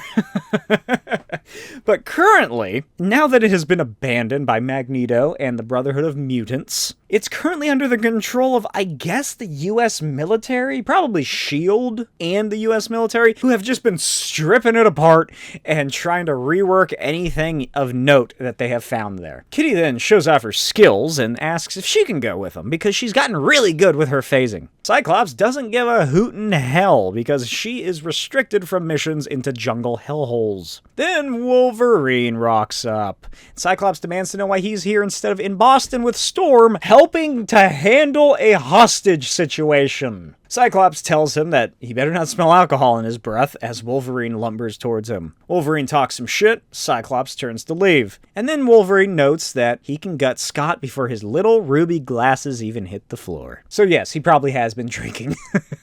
Then he makes fun of Jean's headaches and says that ever since she and Scott started dating...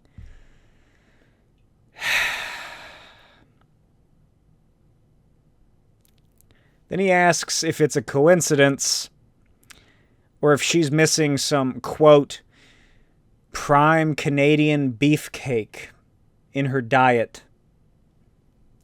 And then he walks up behind Scott and whispers in his ear that Jean really enjoyed the taste she had of it back in Washington, and she'll be back for the main course pretty soon. What the fuck is this? God damn it, Mark Miller. I thought I was done with this. I thought we were over this. I thought what? I thought the characters were growing and changing and becoming better. I thought it was becoming better, and I was a fucking fool. God almighty. Cyclops fucking decks Wolverine and then orders Kitty Pryde to alert the professor. Then Wolverine busts his ass and Scott blasts him through a wall. Scott walks slowly towards the dark rubble and Wolverine roars as he snicks his claws and tries to kill him. Then he falls to the ground unconscious, and Professor X and the other X-Men arrive. Xavier demands to know what's going on. Then he appears in Scott's mind and informs him that he'll be placing them both in cerebral detention for the night, and that they need to think about what they've done. And he tells Scott that he is very disappointed. In the real world, Kitty cries out that something is wrong with Jean, and Jean lies in the fetal position screaming in terror. Horrible hallucinations of demons assault her mind. The next day, oh my god, what the fuck? What happened? I knew that the art changed, but I didn't realize it would be so drastic. And why does Beast look like he's posing for an OnlyFans photo shoot? Anyway, Kitty tells Beast that they're doing some training soon, and Beast tells her he's almost done with his critique of Karl Marx's Das Kapital, and that he'll be there soon. She phases through the wall, and Beast quickly returns to his online chat with mutantchick421 at yahoo.net. Also, really, Beast? That's your email? Beast tells Mutant Chick that even though she's only been gone 48 hours for her lingerie shoot, he misses her and asks if they can finally meet in person for the first time. Mutant Chick messages him back and says that she's only recently discovered that she's a mutant and that she cannot bring herself to actually talk about it in person. And she apologizes for being so weak. Beast tells Mutant Chick, aka Naomi, that he understands completely.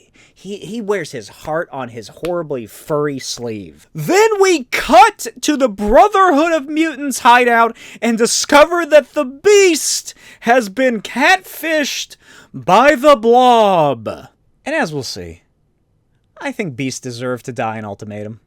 Blob did too, but for entirely different reasons. Elsewhere, Jean and Scott hang out within their minds. Jean tells him that even though she's had 3 psychic attacks in the span of 12 hours, she's hanging in there. And Jean tells him that this is nothing compared to what she went through at the hospital. And Scott tells her that he knows she's strong enough to make it through all this. She explains that this time, whatever it is she's seeing feels like it's trying to break through to her.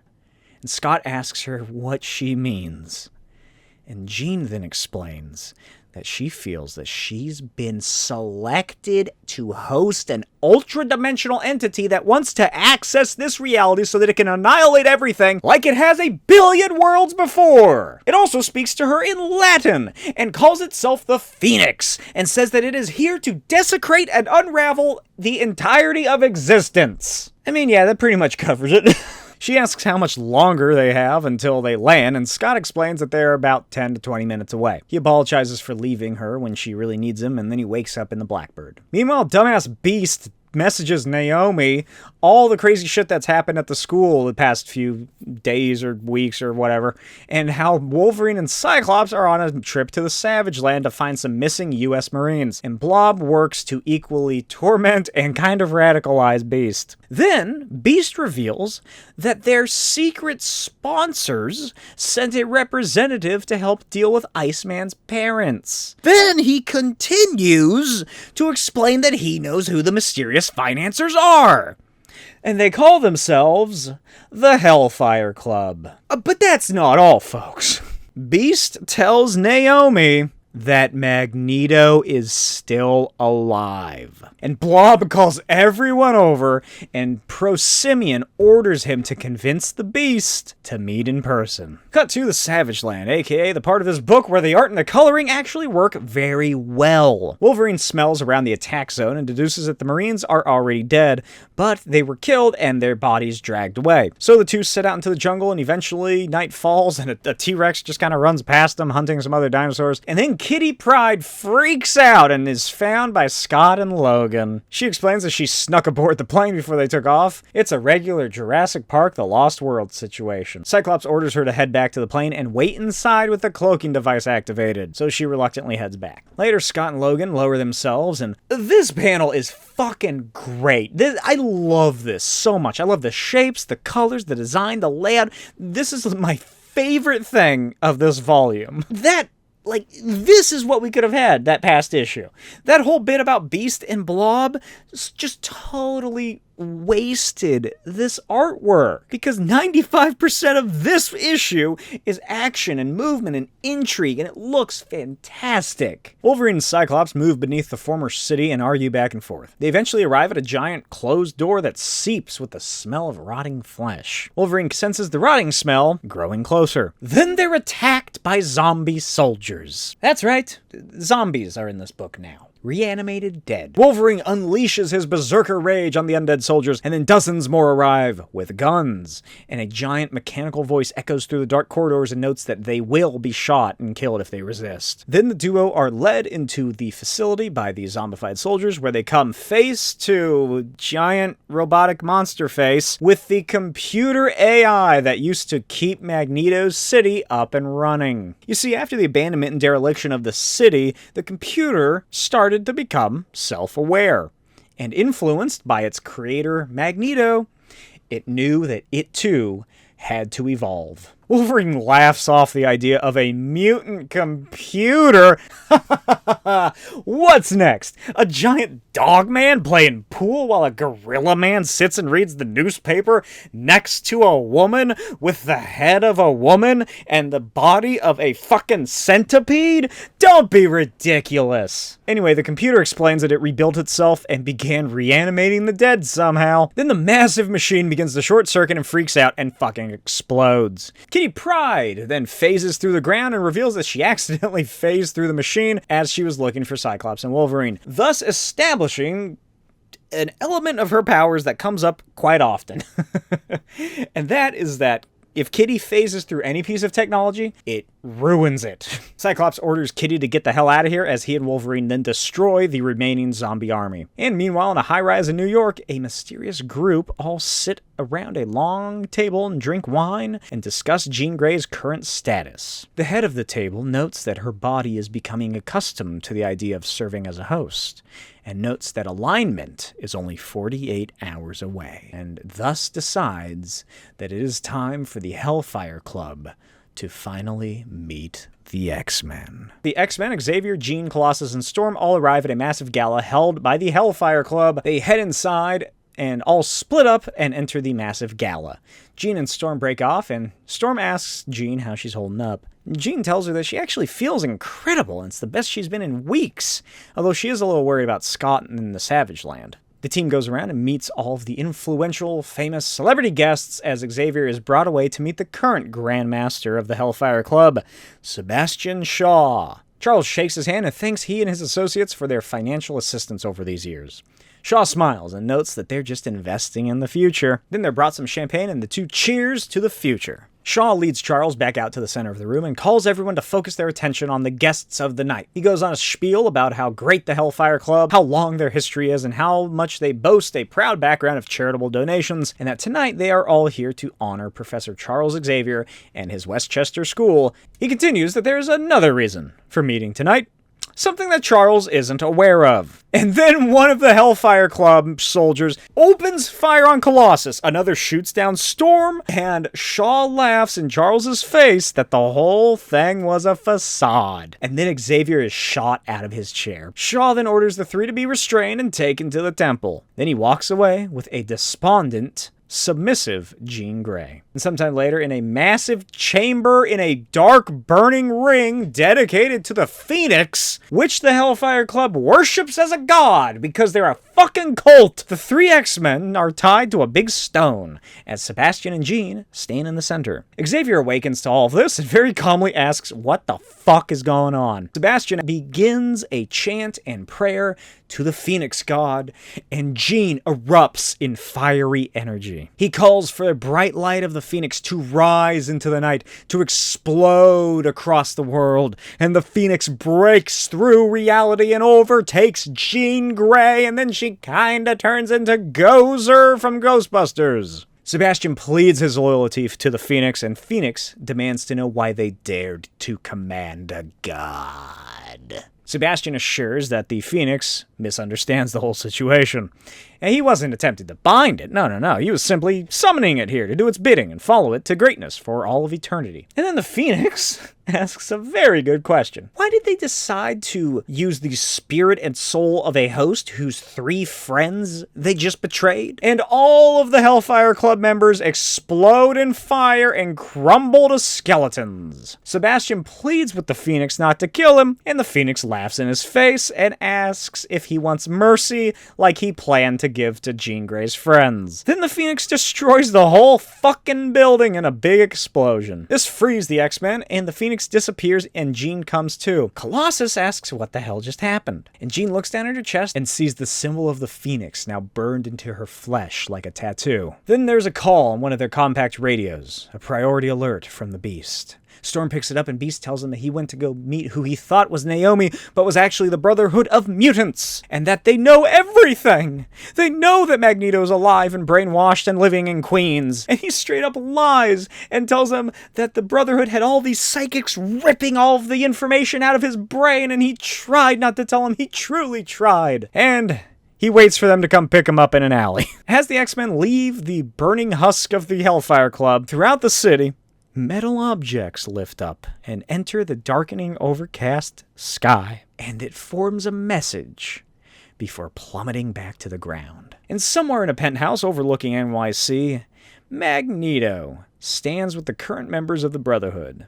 He asks who of them had the courage to go behind his children's back and rescue him. Procyon steps forward and reveals that he hatched the scheme himself. Magneto walks with the ape man to the window. Magneto tells the Procyon that he embodies everything that's wrong with the Brotherhood in his absence. He's gross and doesn't make any sense. And then he launches a lamp through the Procyon's chest and into his heart. Magneto is then given his cloak and helmet, and notes that the first order of business is to get funds and some better membership. Then he orders a message to be sent out to all previous members for their immediate return and apologies made to Magneto for failing him, or else. Then he tells the group that the treachery of his two children and their total incompetence will be made examples of. And he places his helmet on his head and says, "Tell them Daddy's home." The end.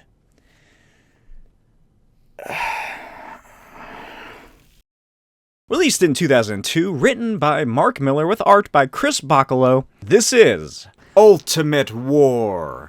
So real quick, this storyline takes place before Ultimate X-Men Volume 6, Return of the King, in which we follow what happened immediately before this in Ultimate X-Men Volume 4, when the Beast of the X-Men was catfished by the Blob into revealing to the Brotherhood of Mutants that the X-Men did not kill Magneto that fateful day back in Volume 1.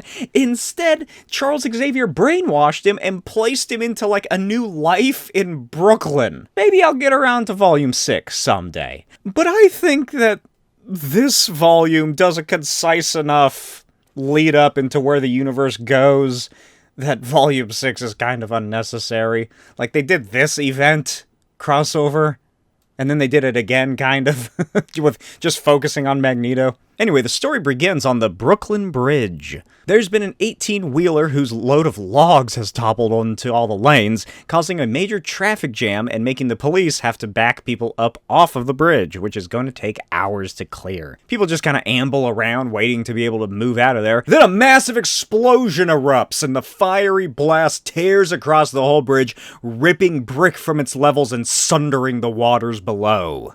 And in Times Square, Magneto's image is televised along with a message that evolution has caused this to happen. He states that humanity has only 6 months to surrender the world to Homo sapien superior. And later at the White House, Nick Fury meets with Dick Cheney regarding the situation and notes that as far as S.H.I.E.L.D. is concerned, Magneto was executed 6 months ago, which means that everything that's happened at this point in the Ultimate X-Men happened in the past 6 months.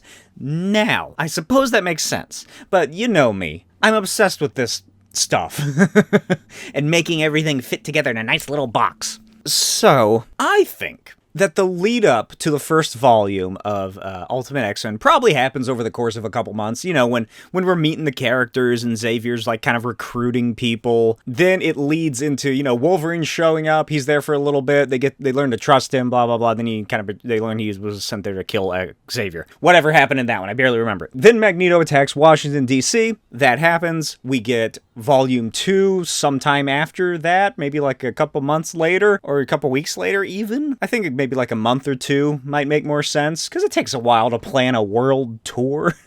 And that's at a time when the X-Men, after they save Washington, D.C., after they save the President of the United States and destroy Magneto, quote-unquote, they're worldwide sensations, and that leads into their aforementioned world tour, which concludes shortly before Volume 3, Hellfire and Brimstone.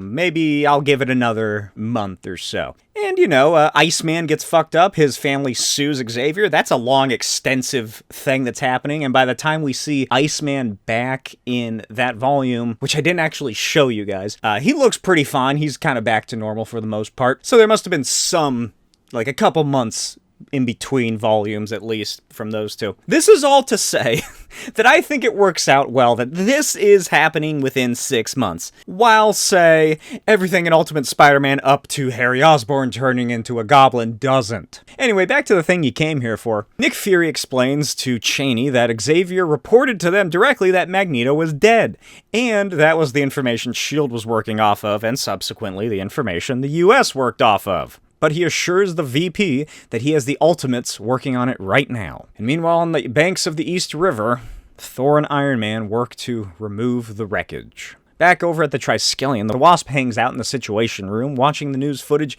and working with S.H.I.E.L.D. to conduct a manhunt for the Brotherhood of Mutants. And we also hear from her that Captain America took Black Widow and Hawkeye to follow up on some leads. Elsewhere, in a hotel room, the Brotherhood of Mutants sit around and watch the news reports. Rogue panics when she hears from an anchor that the Ultimates have been called in to engage in searching for the mutants responsible for the attack, but Toad tells her to calm down, because the news always says stuff like that to keep people calm and make them feel better. Mastermind agrees and rhetorically asks how they could possibly track them down when they had the Vanisher and Hard Drive teleport them out of New York City. He tells everybody to stay calm and just wait until those two are able to fully teleport them further away. Then a gas bomb smashes through one of the windows and detonates, and Captain America smashes through the rest of the window and fucking demolishes them. Cap radios into Black Widow that Vanisher teleported away, and she reports that she got him. Meanwhile, Rogue and Toad explode out of... I just realized that rhymed. Meanwhile, Rogue and Toad explode out of the second-story balcony and land in the snow, outside where Hawkeye orders them to stand down and surrender. So this would mean that because it is presumably New York, or maybe New Jersey, based on the implications from their conversation that while Vanisher and Hard Drive did teleport them away, they didn't go far. They didn't get like several states over or something like that, or they're not in like a different country. So that would mean that this is happening sometime probably December to February, pushing it with a March. I think, since it's snowing in kind of the New York, New Jersey area. And I think the fact that this book was released in December, we can say that it's happening in December, the events of this issue. The Ultimate X-Men Volume 1 must have then happened earlier into the year. Magneto would then attack the White House in June, and everything since then has occurred within that intervening 6 months. Later that night at the Triskelion, Quicksilver and Scarlet Witch are brought inside and come across the Ultimates. Everyone quiets down and turns to look at the twins, and Captain America invites them to take a seat. Black Widow's a bit apprehensive about working with the two former leaders of the Brotherhood. Cap vouches for them and says that they have been providing information to S.H.I.E.L.D. Cap then begins to explain that their primary goal is capturing or killing Magneto. Cap continues and notes that S.H.I.E.L.D. has been unable to contact Xavier, and that Iron Man is currently leading a team there to investigate. Cut to Iron Man and the S.H.I.E.L.D. agents heading inside of Xavier's school. Tony is fascinated by the camouflage technology that hides the building, and Tony notes that the school appears to be totally empty, and in his opinion, it seems like it was abandoned in a rush. So Iron Man heads inside and discovers the place totally emptied, with leftover documents and equipments that they couldn't escape with scattered around. And Tony tells Cap that he thinks it looks like the X-Men jumped ship over to Magneto's side. 2 days later, at Pier 88 in NYC, aka one of the safe houses of the X-Men. That was a lot of letters strung together. I guess that's any sentence. Xavier speaks to his ex-wife, Moira McTaggart, over a secure line, and he asks her how their evacuation is going. She notes that it's not great because they lost all of their equipment from Muir Island, but she's hoping that this'll all just be temporary. Xavier agrees, hoping that they can bring Magneto to justice and get this all over with. And then he notes that they still haven't heard from Cyclops, Kitty, or Wolverine. Storm and Colossus then return with some food and other travel-sized supplies. And why is Colossus in his metal form? They're supposed to be incognito. I hope he wasn't walking around like that. And also, why would he turn into that when he gets here, into the safe house? It's supposed to be a safe house. Beast gets angry that Aurora forgot to buy some things that he needed to create an untraceable line to contact S.H.I.E.L.D. and the Ultimates, but Jean tells him to calm his furry ass down and take a break. And Storm snaps back that none of this would have happened if he didn't cause it all. Because Beast, yes, is directly responsible for the 800 people who died on the Brooklyn Bridge. And anyone else who dies from the hands of Magneto. Ultimate Beast is the real reason that Ultimatum happens. And it was because he was horny. Beast walks away and disgruntledly informs the others that the away team is arriving back with the Blackbird. And the cloaked aircraft lands inside the safe house, and Jean realizes that Scott's mental presence isn't there. Wolverine apologizes. This feels suspicious. And notes that he and Kitty got separated from Scott in the Savage Land after the cavern system they were in collapsed, while Scott was still inside, after they fought a massive supercomputer and its army of zombies. That part is true. So Kitty and Wolverine had to travel all the way around the island for 3 days just to get back to the X-Jet. And Peter turns to Kitty and quietly asks if Scott is really dead, and Kitty turns to him, and for some reason they colored her hair blonde, and quietly nods and says, yeah, he is. That night across the town at the Triskelion, which really isn't that far, all things considered, Captain America overlooks Wolverine's file. And this is also the first time in the Ultimate Universe that we learn that Wolverine's real name here is also James Howlett. Cap also recognizes him from some operations he went on with the Canadian Special Forces back in World War II. Tony cracks a joke that he must have some really good moisturizer to look as good as he does before his alcoholism gets the better of him and he begins to get up for a drink, asking everyone else what they want. Then in a flash, Quicksilver delivers everyone their requested drinks. Cap sits down with his Coca-Cola, and Tony gets an update on his mutant location system that his company is working on in secret, which is like an update to the Cerebro system that they took from Xavier. And I think there's like some story where the Fantastic Four get their hands on the Cerebro system and it causes a clash between the Fantastic Four and the X-Men. It is Cerebro, but on a massive global scale using a worldwide network of satellites. And he notes that by the end of the month, they will be able to trace every single person who is X Factor positive. Cap notes that he hopes to have this solved before the end of the month and into the new year, and then asks the twins if they have any suggestions regarding the Brotherhood's safe houses. But Quicksilver tells them that all the ones that they knew about have been abandoned and destroyed. Thor then takes a moment to tell the two how admirable they are for taking accountability for their father and working with the Ultimates instead of siding with the Brotherhood. And Quicksilver notes that their father is a psychotic lunatic megalomaniac and it wasn't a difficult decision. Especially now that they've gotten a taste of freedom away from him. Then the power goes out and the backup generators engage the emergency power supply. Cap orders everyone to ready themselves when the walls of the Triskelion ache and wrench apart and the rattling sounds of gunfire ring through the halls as Magneto kills the soldiers with their own bullets and marches past them. Cap orders Thor to take up behind him, along with Quicksilver and Wanda, and that they need to ensure that Magneto stays away from Tony and the other civilians they have in the Situation Room. Then Magneto rips the doors apart and unleashes a torrent of torn metal against the Ultimates as they all take cover. Cap launches his shield, Magneto returns it directly into him, slamming him into a wall. Thor launches Stormbreaker, and Magneto manages to halt it just seconds away from his own head, and then rockets it through the wall as he taunts the pathetic humans before him. Cap is held against the wall by his own shield and orders Wanda and Pietro to act, but they stand silently as their father orders them to come and accept their punishment. Do you know why I am so angry with you? Because I sided with the X-Men. Because I stole your helmet in Washington. Because I let your mind be taken over. No. I thought that actually showed some admirable ambition, Pietro. And for the first time in your life, you were showing some degree of strength. But I was wrong. I'm angry because you, son, took something great and you neutered it.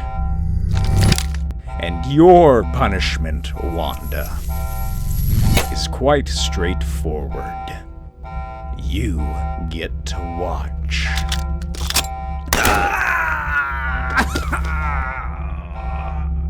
The power returns, and Magneto notes that all of the information that S.H.I.E.L.D. had on the Brotherhood and its members has been carefully deleted and totally wiped from all of their systems. But he notes that they will keep the Triskelion around to use after the fall of man. Then he explodes out of the roof and flies away. His magnetic influence disappears and Cap races to the hole as Tony reports that they got a message through to Xavier and that he wants to broker a deal to help. But Cap tells him that he couldn't care less. And at this point, Xavier is in this just as deep as Magneto, and the Ultimates are gonna bring him down just as hard.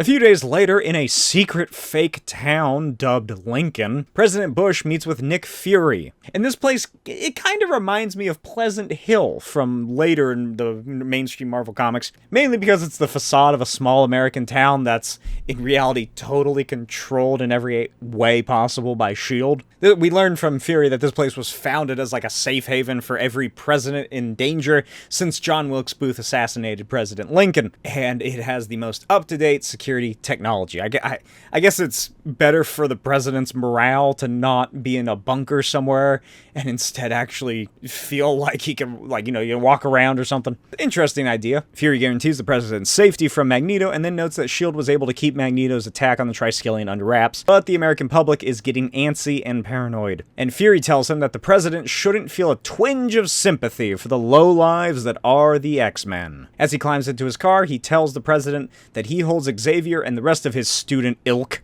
responsible for every person that is executed in Magneto's anti-human crusade. Bush tells Fury that the X-Men saved his daughter and asks Fury to promise him that they bring Xavier in alive. Fury says that he can't keep that promise and he drives away. Later at the Triskelion, Cap and Janet discover that Banner turned into the Hulk and escaped during Magneto's attack, and he ate 6 people before the knockout gas got him. Steve walks over to her and tells her that her DNA stuff doesn't matter to him or anyone else on the team. And Janet acts like she doesn't know what he's talking about. And then Steve leans in and whispers that he knows that she's a mutant. And that Fury also knows that she's a mutant ever since she joined S.H.I.E.L.D. But Cap assures her that this is a war on terror, not a war on mutants. Somewhere in America, Bobby Drake and his parents hide out in an old friend of his father's place because they are on the run following the crackdown by the government on the X-Men and the mutants. Also, remember earlier when I brought up how Bobby Drake's family tried to sue Charles Xavier? That was a thing that happened for a while. They worked with, like, some anti-mutant senator who wanted to take the school down and, like, pass laws to ban mutants even further than they already are, and he paid for Bobby's medical bills and all of that. But when the time came, Bobby refused to sue. He refused to make any statements against Xavier. He flipped the switch and threw everything on the head of the senator and ruined his plans. So now, that's all to say, the family are even more broke than they would have been. Bobby's dad pleads with his son to let go of the idea of superheroics because their lives are totally ruined.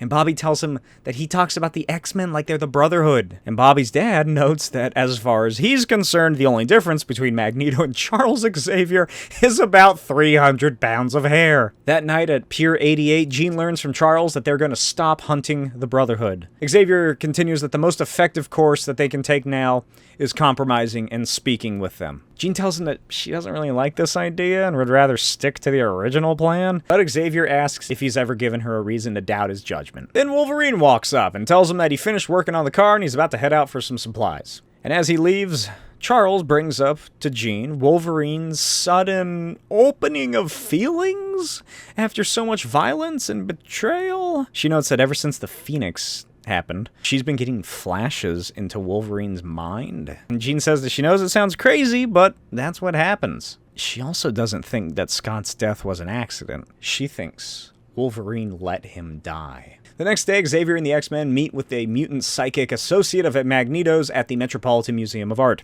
Magneto speaks through the mutant as Charles tells him that he's not his enemy, nor is he trying to trap his old friend.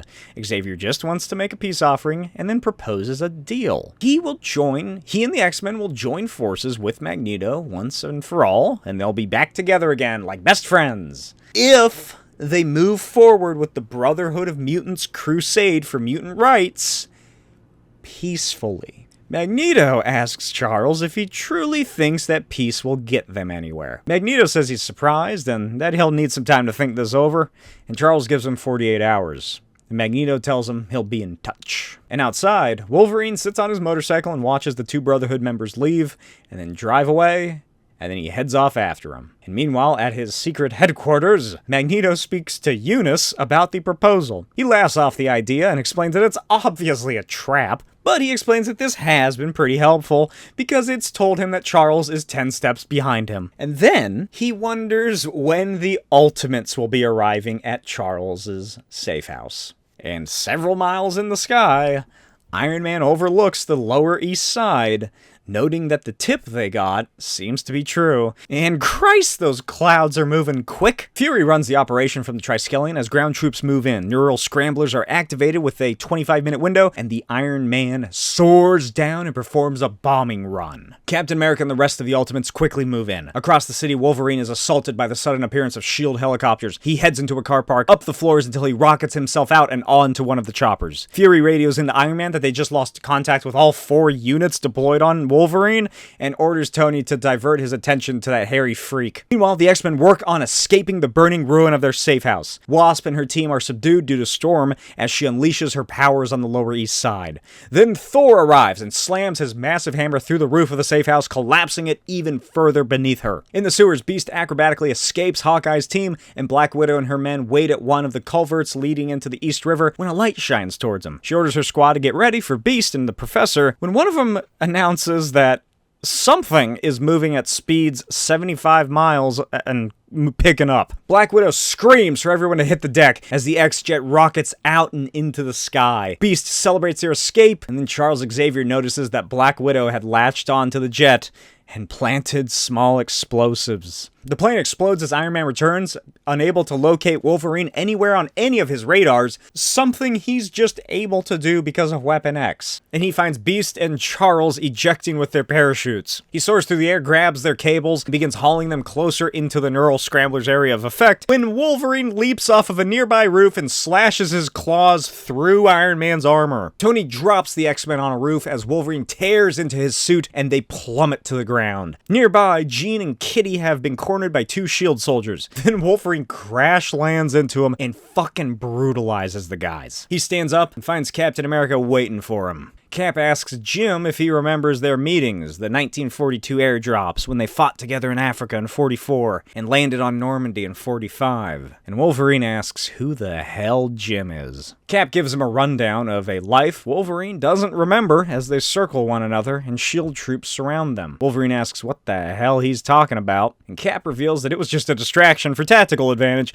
and then opens fire on him along with the shield soldiers. Meanwhile, Colossus and Thor duke it out when Hawkeye launches a miniature localized nuke arrow? Surely that can't be safe. Elsewhere, a team find their way to Xavier and Beast's location, and Fury orders them to drop them both and secure Xavier. Then Iceman arrives and freezes the entire Lower East Side in a deluge of ice and frost. Bobby calls out for the Professor, and because his ice-truction ruined S.H.I.E.L.D.'s neural scramblers, Xavier and Jean can once again use their telepathy. The X-Men then all look around in shock as Xavier reveals that he has paralyzed every non-mutant mind within a 10-block radius, keeping them in perfect stasis. But he tells the kids that they have to move quickly and demands that they leave him behind and ensure their own safety. However, the Wasp is still up and active, and Fury gives her Xavier's location. A few minutes later, she flies in, zaps Xavier with her electrical wasp stings, and makes him fall unconscious. Cap then radios in to Fury that they somehow lost 8 minutes of time, and all the X-Men are gone. And that night at the Triskelion, Cap and Fury discuss Tony's condition, Steve noting that he's perfectly happy with the cute nurses giving him all that attention. Then Fury notes that with Xavier in their custody, it's only a matter of time before his little cult comes crashing down, and that in a couple weeks' time, every one of them will be locked away in Camp X Factor down in Cuba. But, unbeknownst to Fury, Magneto has had his Brotherhood interfere with the Triskelion systems, and he's currently speaking to Xavier in his cell. Magneto informs Charles that he has a final offer to give him. He'll remove Charles' psychic blocks, then he'll tear this place apart, and they can leave to fight for mutants like they once did. But Xavier tells him he's not interested. Magneto ponders how fractured his team must be right now, huddled together with no leader, hunted by humanity, and questions how long it'll take before they come looking for a new leader. And just before he leaves, Magneto tells Xavier that a new era is beginning, not just for mutants, but for the X-Men, and Xavier will play no part in it. Released in 2002, written by Mark Miller with art by Ben Lai, David Finch, and Adam Kubert. This is Ultimate X-Men: Return of the King. The book begins 8 years in the past, which, according to the chronology, would be about 1995. Eric Lencher and Charles Xavier meet at Xavier's home in Scotland, and Charles is in the midst of both divorcing and leaving his wife Moira and their son David. I'm sure nothing bad will ever come from this. 7 years ago, in San Antonio, a 16-year-old mutant named Ricky Gibson is brought down by the banks of a lake by a lynch party. And as the leader puts a shotgun barrel to Ricky's head and pulls the trigger, nothing happens, and Magneto makes his presence known. Charles then makes the men all remember how much they love their families and how little time they spend together, and sends them off on their way. The two then save Ricky as he breaks down about his issues. He explodes. Why is that such a common mutant trait? It's just exploding? Anyway, he can't control it, but they both promise that he will learn. 6 years ago, the men purchase a large mansion in San Francisco to act as a refuge for mutant runaways. Eric also keeps his kids there. 4 years ago, Magneto meets with Ricky Gibson once again, now going by the name of Detonator, at the top of the Citadel in the Savage Land. And by this time, Magneto has started to become, his usual self. You know, this is like post-human, mutant supremacist kind of Magneto that he normally is. And he's also begun radicalizing all of the inhabitants that live in the Savage Land, especially during Xavier's absence, and he's becoming progressively more paranoid about Charles. And only months later, in 1999, Professor Charles Xavier escapes the Citadel along with his camp of followers into the jungle, and he's paralyzed. Magneto takes over the Savage Land, officially declaring the ruling party the Brotherhood of Mutants. Xavier and his followers narrowly escape, and he's taken to a hospital in New York. And 3 weeks later, Detonator is sent on a mission to detonate at the Pentagon. And in the present of 2003, Magneto leads the Brotherhood through the Arctic Circle. Meanwhile, Mastermind and Multiple Man are sent to the Louvre and make people see all kinds of weird insects and swarms or whatever as a distraction, as the Multiple Men work on stealing priceless artifacts and artworks. They then load them into a shuttle outside, and they prepare to head off.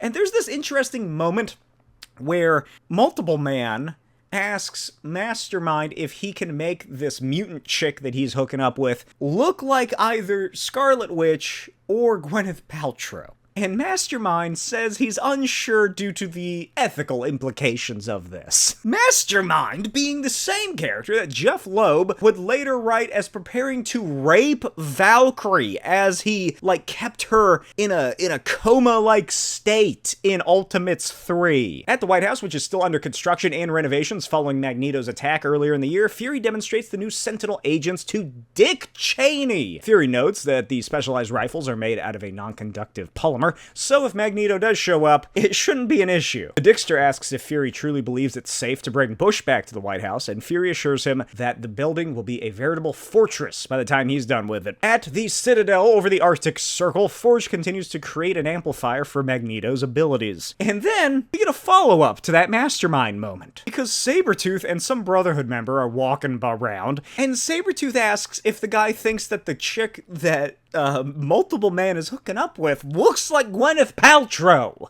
So, I guess Mastermind came around to it. And that also means that the way he acts in Ultimates 3 isn't very out of character. So I think we all owe Jeff Loeb an apology. Pyro, I don't fucking know, the jury's still out on him. A few days later, a massive bombing takes place in downtown Chicago. The Brotherhood members who pulled it off speed away, only to run into Colossus, and Storm causes a massive rainstorm to extinguish the fires as Colossus apprehends the bombers. And he hopes that this is the first step towards regaining the public's trust for the X-Men. Cut to Stamford, Connecticut. The X-Men hide out in an inhabited home, with Jean using her telepathy to hide them and their actions from this family. Kitty Pryde's not a fan. She thinks it's creepy, which yeah, it is, but also the fact that the family's getting up to stuff. The wife is cheating on her husband. The husband, when he's home alone, masturbates continuously. They both are very anti-mutant. Anyway, Jean cries a little bit and apologizes because ever since all that Phoenix stuff, she hasn't been able to set her mind right. And eventually, she asks Kitty what exactly happened at the Savage Land and if Wolverine let Cyclops die. Cut to Camp X Factor in Guantanamo Bay. Fury meets Xavier in his cell, guarded heavily by Sentinel troops. He asks Charles to have a frank conversation with him about the Magneto situation, specifically the whole Xavier completely lies to the government and Nick Fury and S.H.I.E.L.D. about killing Magneto, and then hid him among a civilian population after rewriting his mind because he's an old friend of his. And now he's come back and it's bit them all in the ass. Really, none of this would ever happen if Charles had just killed Magneto. Ultimatum never would have occurred. So really, Professor X is mainly to blame. And then, of course, Beast. Xavier argues that he worked to rehabilitate Eric, because handing him over to S.H.I.E.L.D. would have been a death sentence. Fury tells him, yes, that is correct, and then asks if he means like the one Magneto has issued to all of these civilians that keep dying in his attacks. Roughly 3,000 people have died so far from Brotherhood assaults around the world. Fury then demands to know the locations of both Magneto and the X-Men, but Xavier assures him that he doesn't know. Fury doesn't believe him, but there's no way his S.H.I.E.L.D. psychics can prove it. Then they bring in Nightcrawler, who they've captured. Kurt assures the professor that he's been treated well enough, but he cannot keep their telepaths at bay much longer.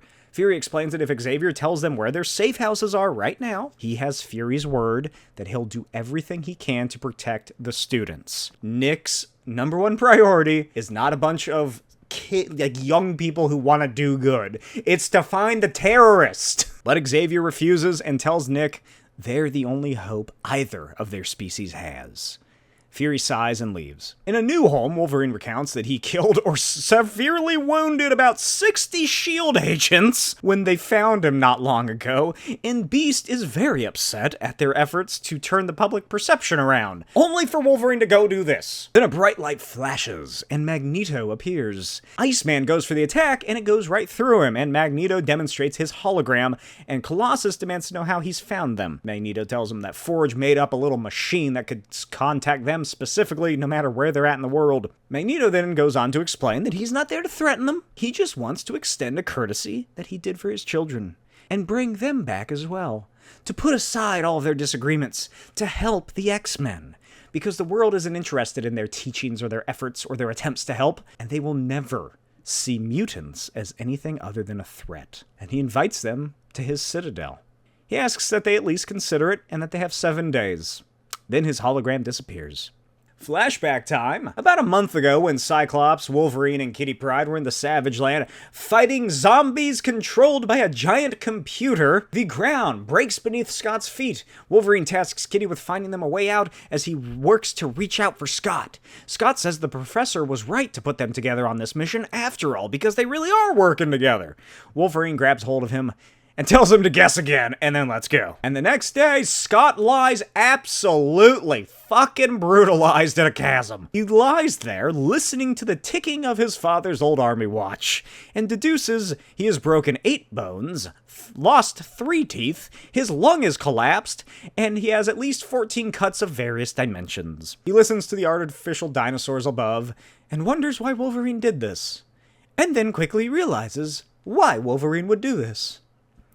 12 days later, he's fed himself on whatever he can really catch, and he's also chewing on his leather gloves, eating grubs, and sucking on rocks to get the moisture.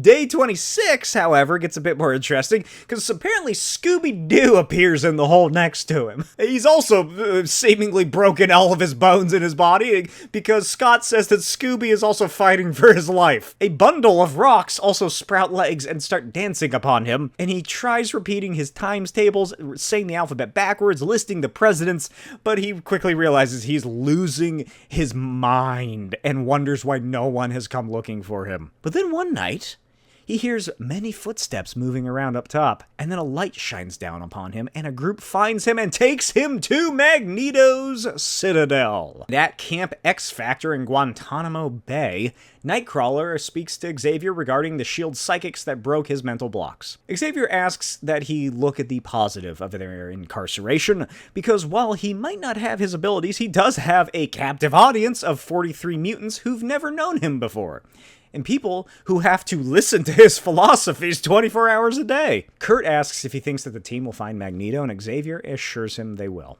and says that everything happens for a reason, and Kurt needs to just relax and conserve himself. Sometime within the week, Forge completes his work, and Magneto announces to the Savage Land mutants that the time has come. And then he enacts his ARC project, because don't forget, Ultimate Magneto is really Christian.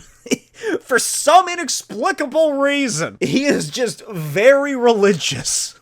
I think, if I remember correctly, Ultimate Magneto has the 10 Commandments tattooed on his back. Anyway, the mutants have gathered 2 of every animal, including 2 humans. Downstairs in the Citadel's infirmary, 2 of Magneto's followers head into the room where Cyclops is being recuperating. One of them calls Scott a traitor, and Scott eye-beams the hell out of him, and tells him that his name's Cyclops, baby, don't wear it out. The nurse goes for him, and he blasts her into a wall, too. Then he picks up the head doctor, and demands that he take him to Magneto. And simultaneously, as Magneto begins his amplifier to destroy the human world, the Brotherhood assaults X-Factor and frees the prisoners. Magneto reaches his forces and powers around the Earth itself, and then he's blasted in the back by Cyclops. Magneto groans and bleeds from his mouth and orders Sabretooth to stand down. Cyclops is powerless without his sight, and Magneto calls him a pathetic, lonely traitor who's been brainwashed to betray his own people. Cyclops smiles and reveals his X-Men tracking disc, and the Blackbird crashes into the Citadel, and the X-Men race into action against the Brotherhood forces. Storm takes down Magneto and Jean runs to Cyclops. Wolverine beheads Sabretooth as Magneto enacts a force field around himself and unleashes his powers and works his way back to his machine, unaware that Kitty's fucking it up. It's what she do when you're messing with the MWA crew. Cause she's born and raised, yes, she's born and raised in Queens. But Magneto is still able to use just enough of the power to reach out to a nuclear reactor north of Miami, and Rainbow Falls generating plant explodes.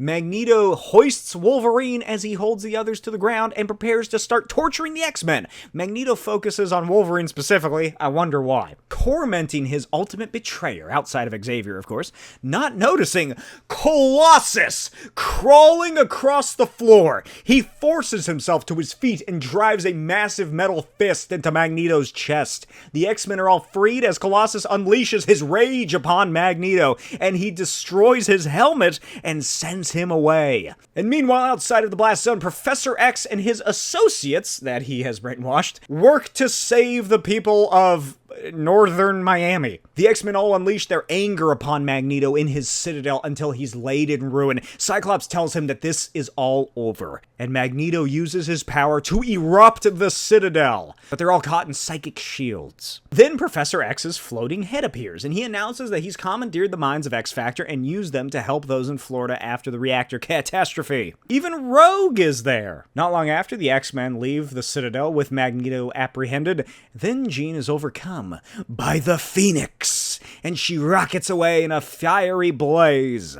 It crashes into a nearby area, and Charles witnesses Jean Grey the Phoenix lifting the entire nuclear plant from the very earth it's built upon, and she reveals to Charles that she's in full control as she hoists it into the stratosphere and detonates it into tiny pieces. Meanwhile, back in the North Pole, Wolverine tells Cyclops he owes him an apology, but that probably won't cut it. Cyclops says that he's right, and the two circle each other as the others watch on. Wolverine reveals that yes, he did try to kill Scott, and then he charges, but he's done away with by a sheer blast from Cyclops' eyes. Then Cyclops walks to the Blackbird and announces that Wolverine is no longer on the team. Over the next couple weeks, all of the news stories are running regarding the X-Men, how they defeated Magneto and saved Florida, how Magneto was handed over to the Ultimates, and that he will now be contained deep within the Triskelion. And then the X-Men turn themselves in. Pro-Xavier and X-Men protests erupt against the President's war on mutants.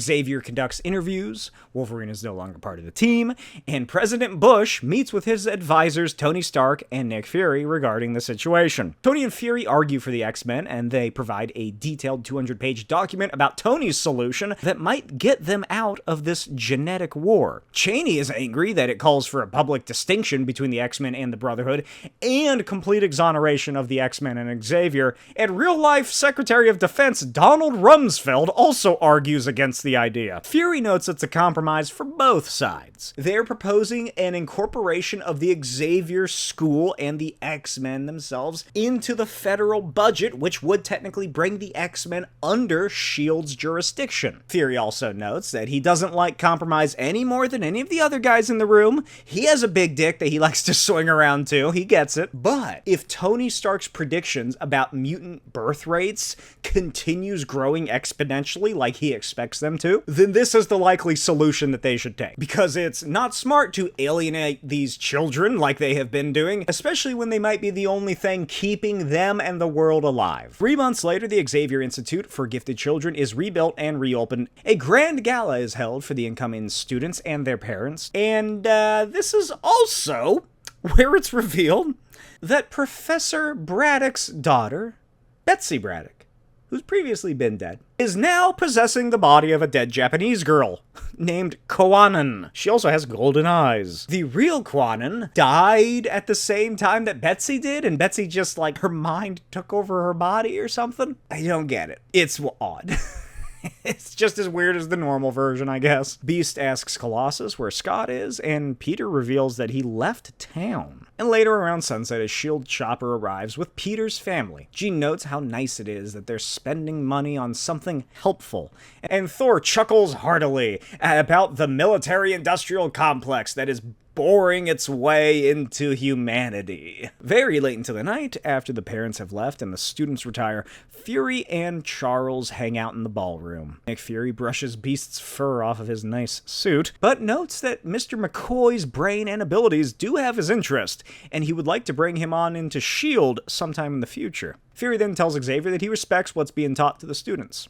And Xavier laughs that he never expected the US government to invite him into the heart of the machine itself. Fury tells him that they live in very paranoid times. Charles agrees, and thanks Fury for pretty much everything, getting everybody back on their feet, I guess, even though he did imprison him for a bit. And they call it a night and say their goodbyes. And then Xavier hauls ass down the hall. Look at him go! Sometime later, in the far north of Canada, a bear charges. Wolverine snicks his claws, and he takes it down before it can strike him. And then Cyclops emerges and asks if Logan realizes that there's a perfectly good restaurant less than 15 miles down the road. Wolverine asks why the hell he's here and if it's for some kind of rematch as he digs into some raw bear meat. Cyclops says what they did in the North Pole wasn't really a fight, but nothing that Logan didn't deserve. And Logan tears into some more bear meat and agrees. He did deserve it. Cyclops reveals that he actually came here to apologize. Wolverine is very confused, and Cyclops explains that he went against everything that the professor has ever taught him. Every time someone has ever crossed him, he's had this stupid alpha male reaction. But what did he ever actually accomplish from doing that? He drove the world's most dangerous mutant into isolation to be completely left alone with his thoughts, which is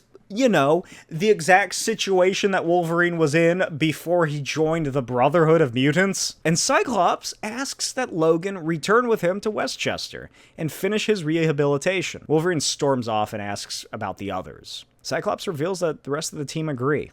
They want him back.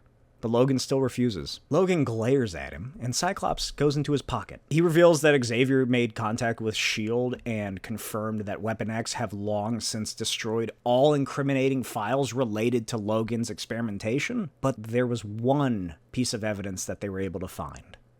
A small golden ring with an engraving that reads, "To James with all my love." Logan asks where the hell he got a wedding ring from, and Scott tells him it's his wedding ring from back in a time when he was Lucky Jim. But Wolverine has no memory of the ring or who it possibly could have been from or for. Then the Blackbird signals down its tractor beam and the two head into it.